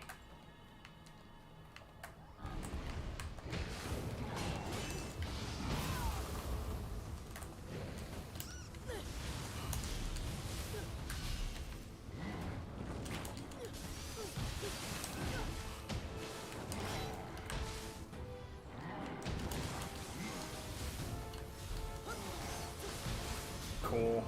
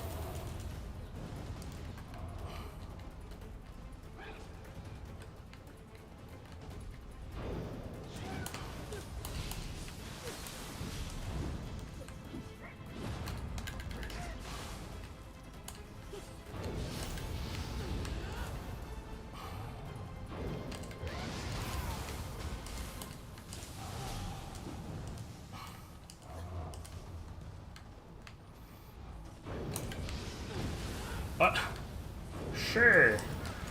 What? Sure.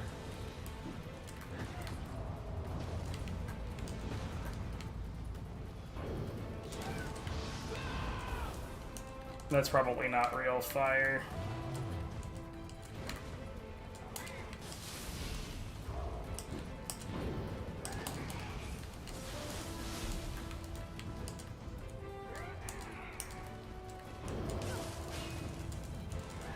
Bro, what the fuck?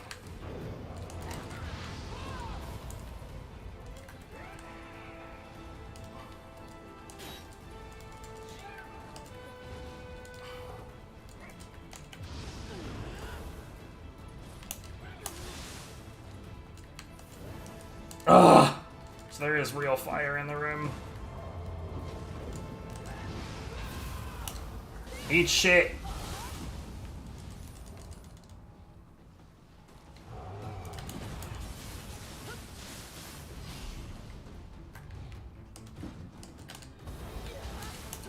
I feel reasonably certain that I shouldn't have to explain that that was dickhead game design.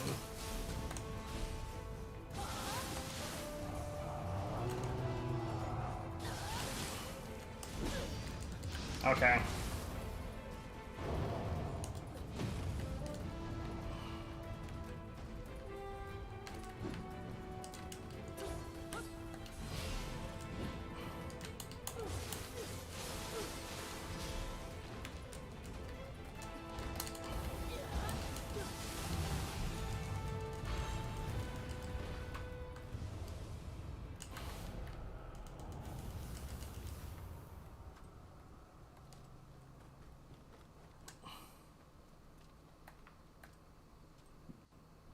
Okay.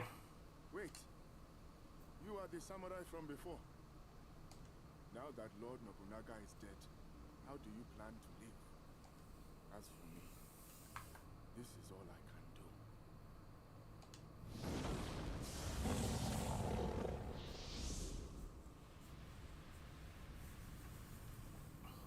do. I mean, he's just sitting with Nobunaga. Lord Nobunaga made me a samurai. He freed me from my shackles. Now, I vow to fight on.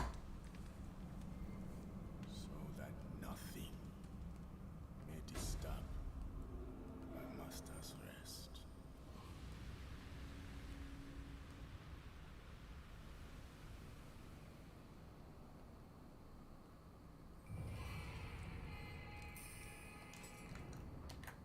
And when exactly does Atlas Bear return to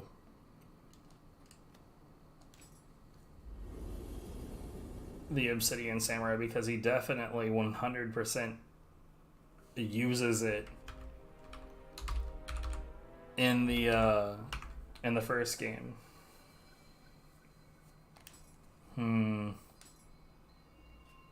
What time is it? It's only 12:40. Jesus.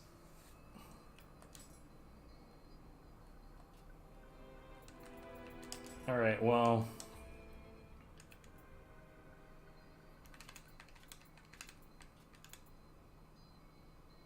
Okay, so we've got.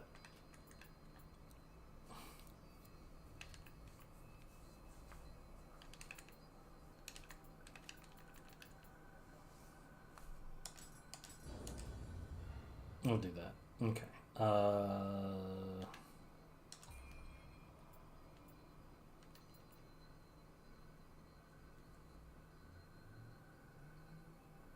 More melee damage, life drain, grapple. I do that quite a bit.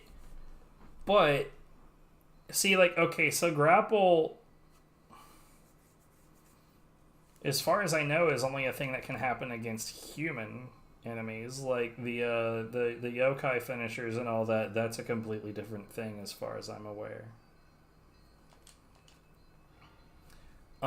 Plus that really doesn't happen often enough.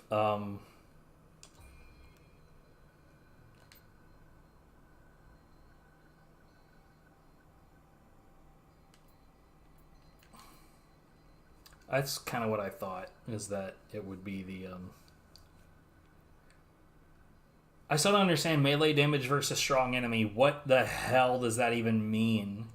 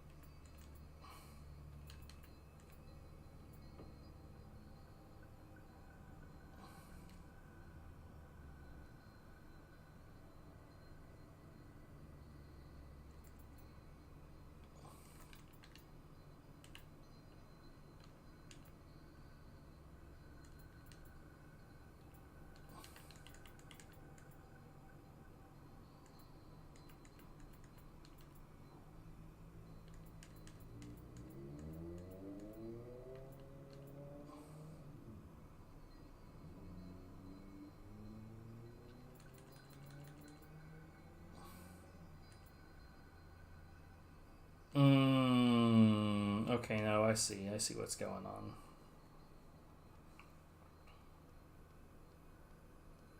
I'll mess with that later.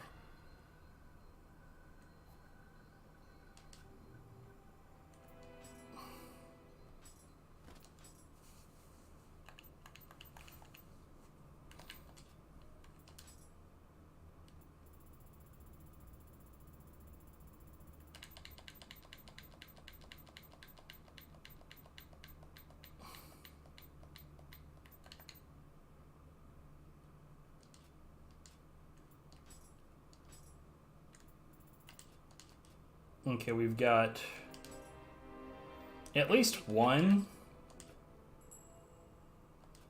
not useful.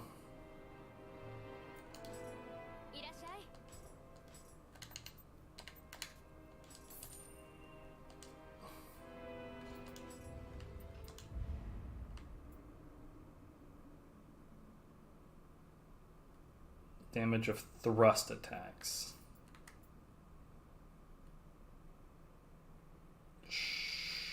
Sure.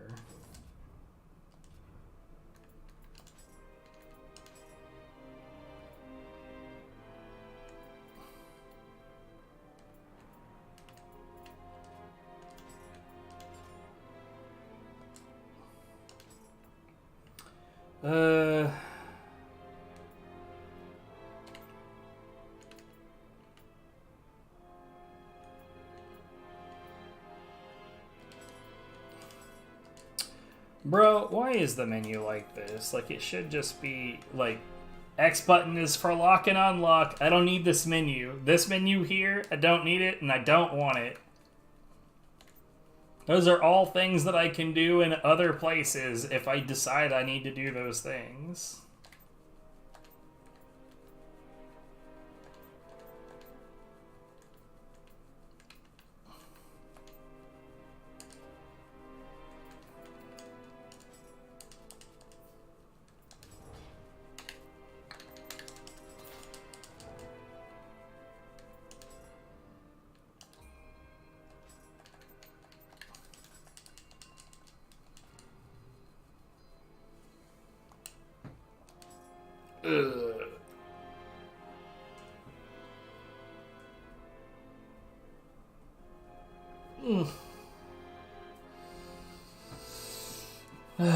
Anyway, I am gonna go for now.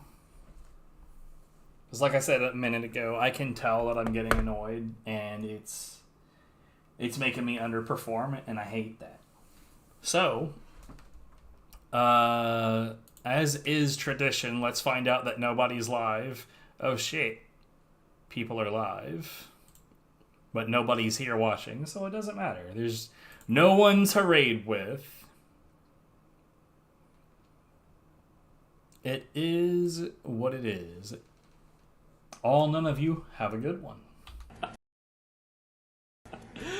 Oh, wow. You know what? Let's pick these up now and see what...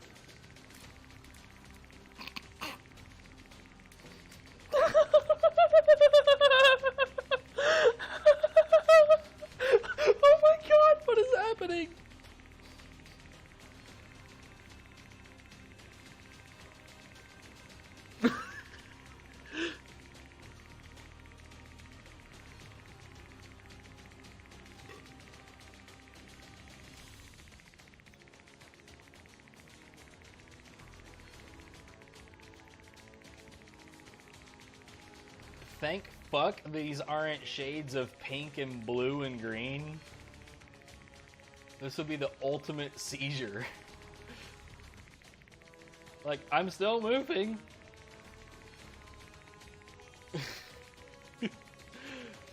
I don't know where the door is.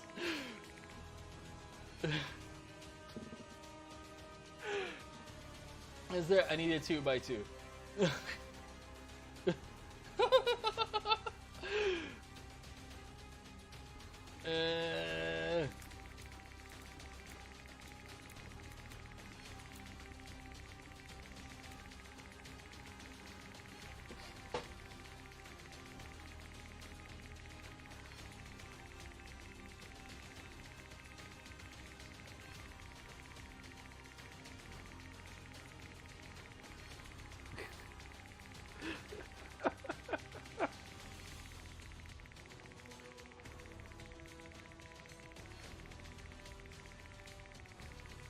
This is so great.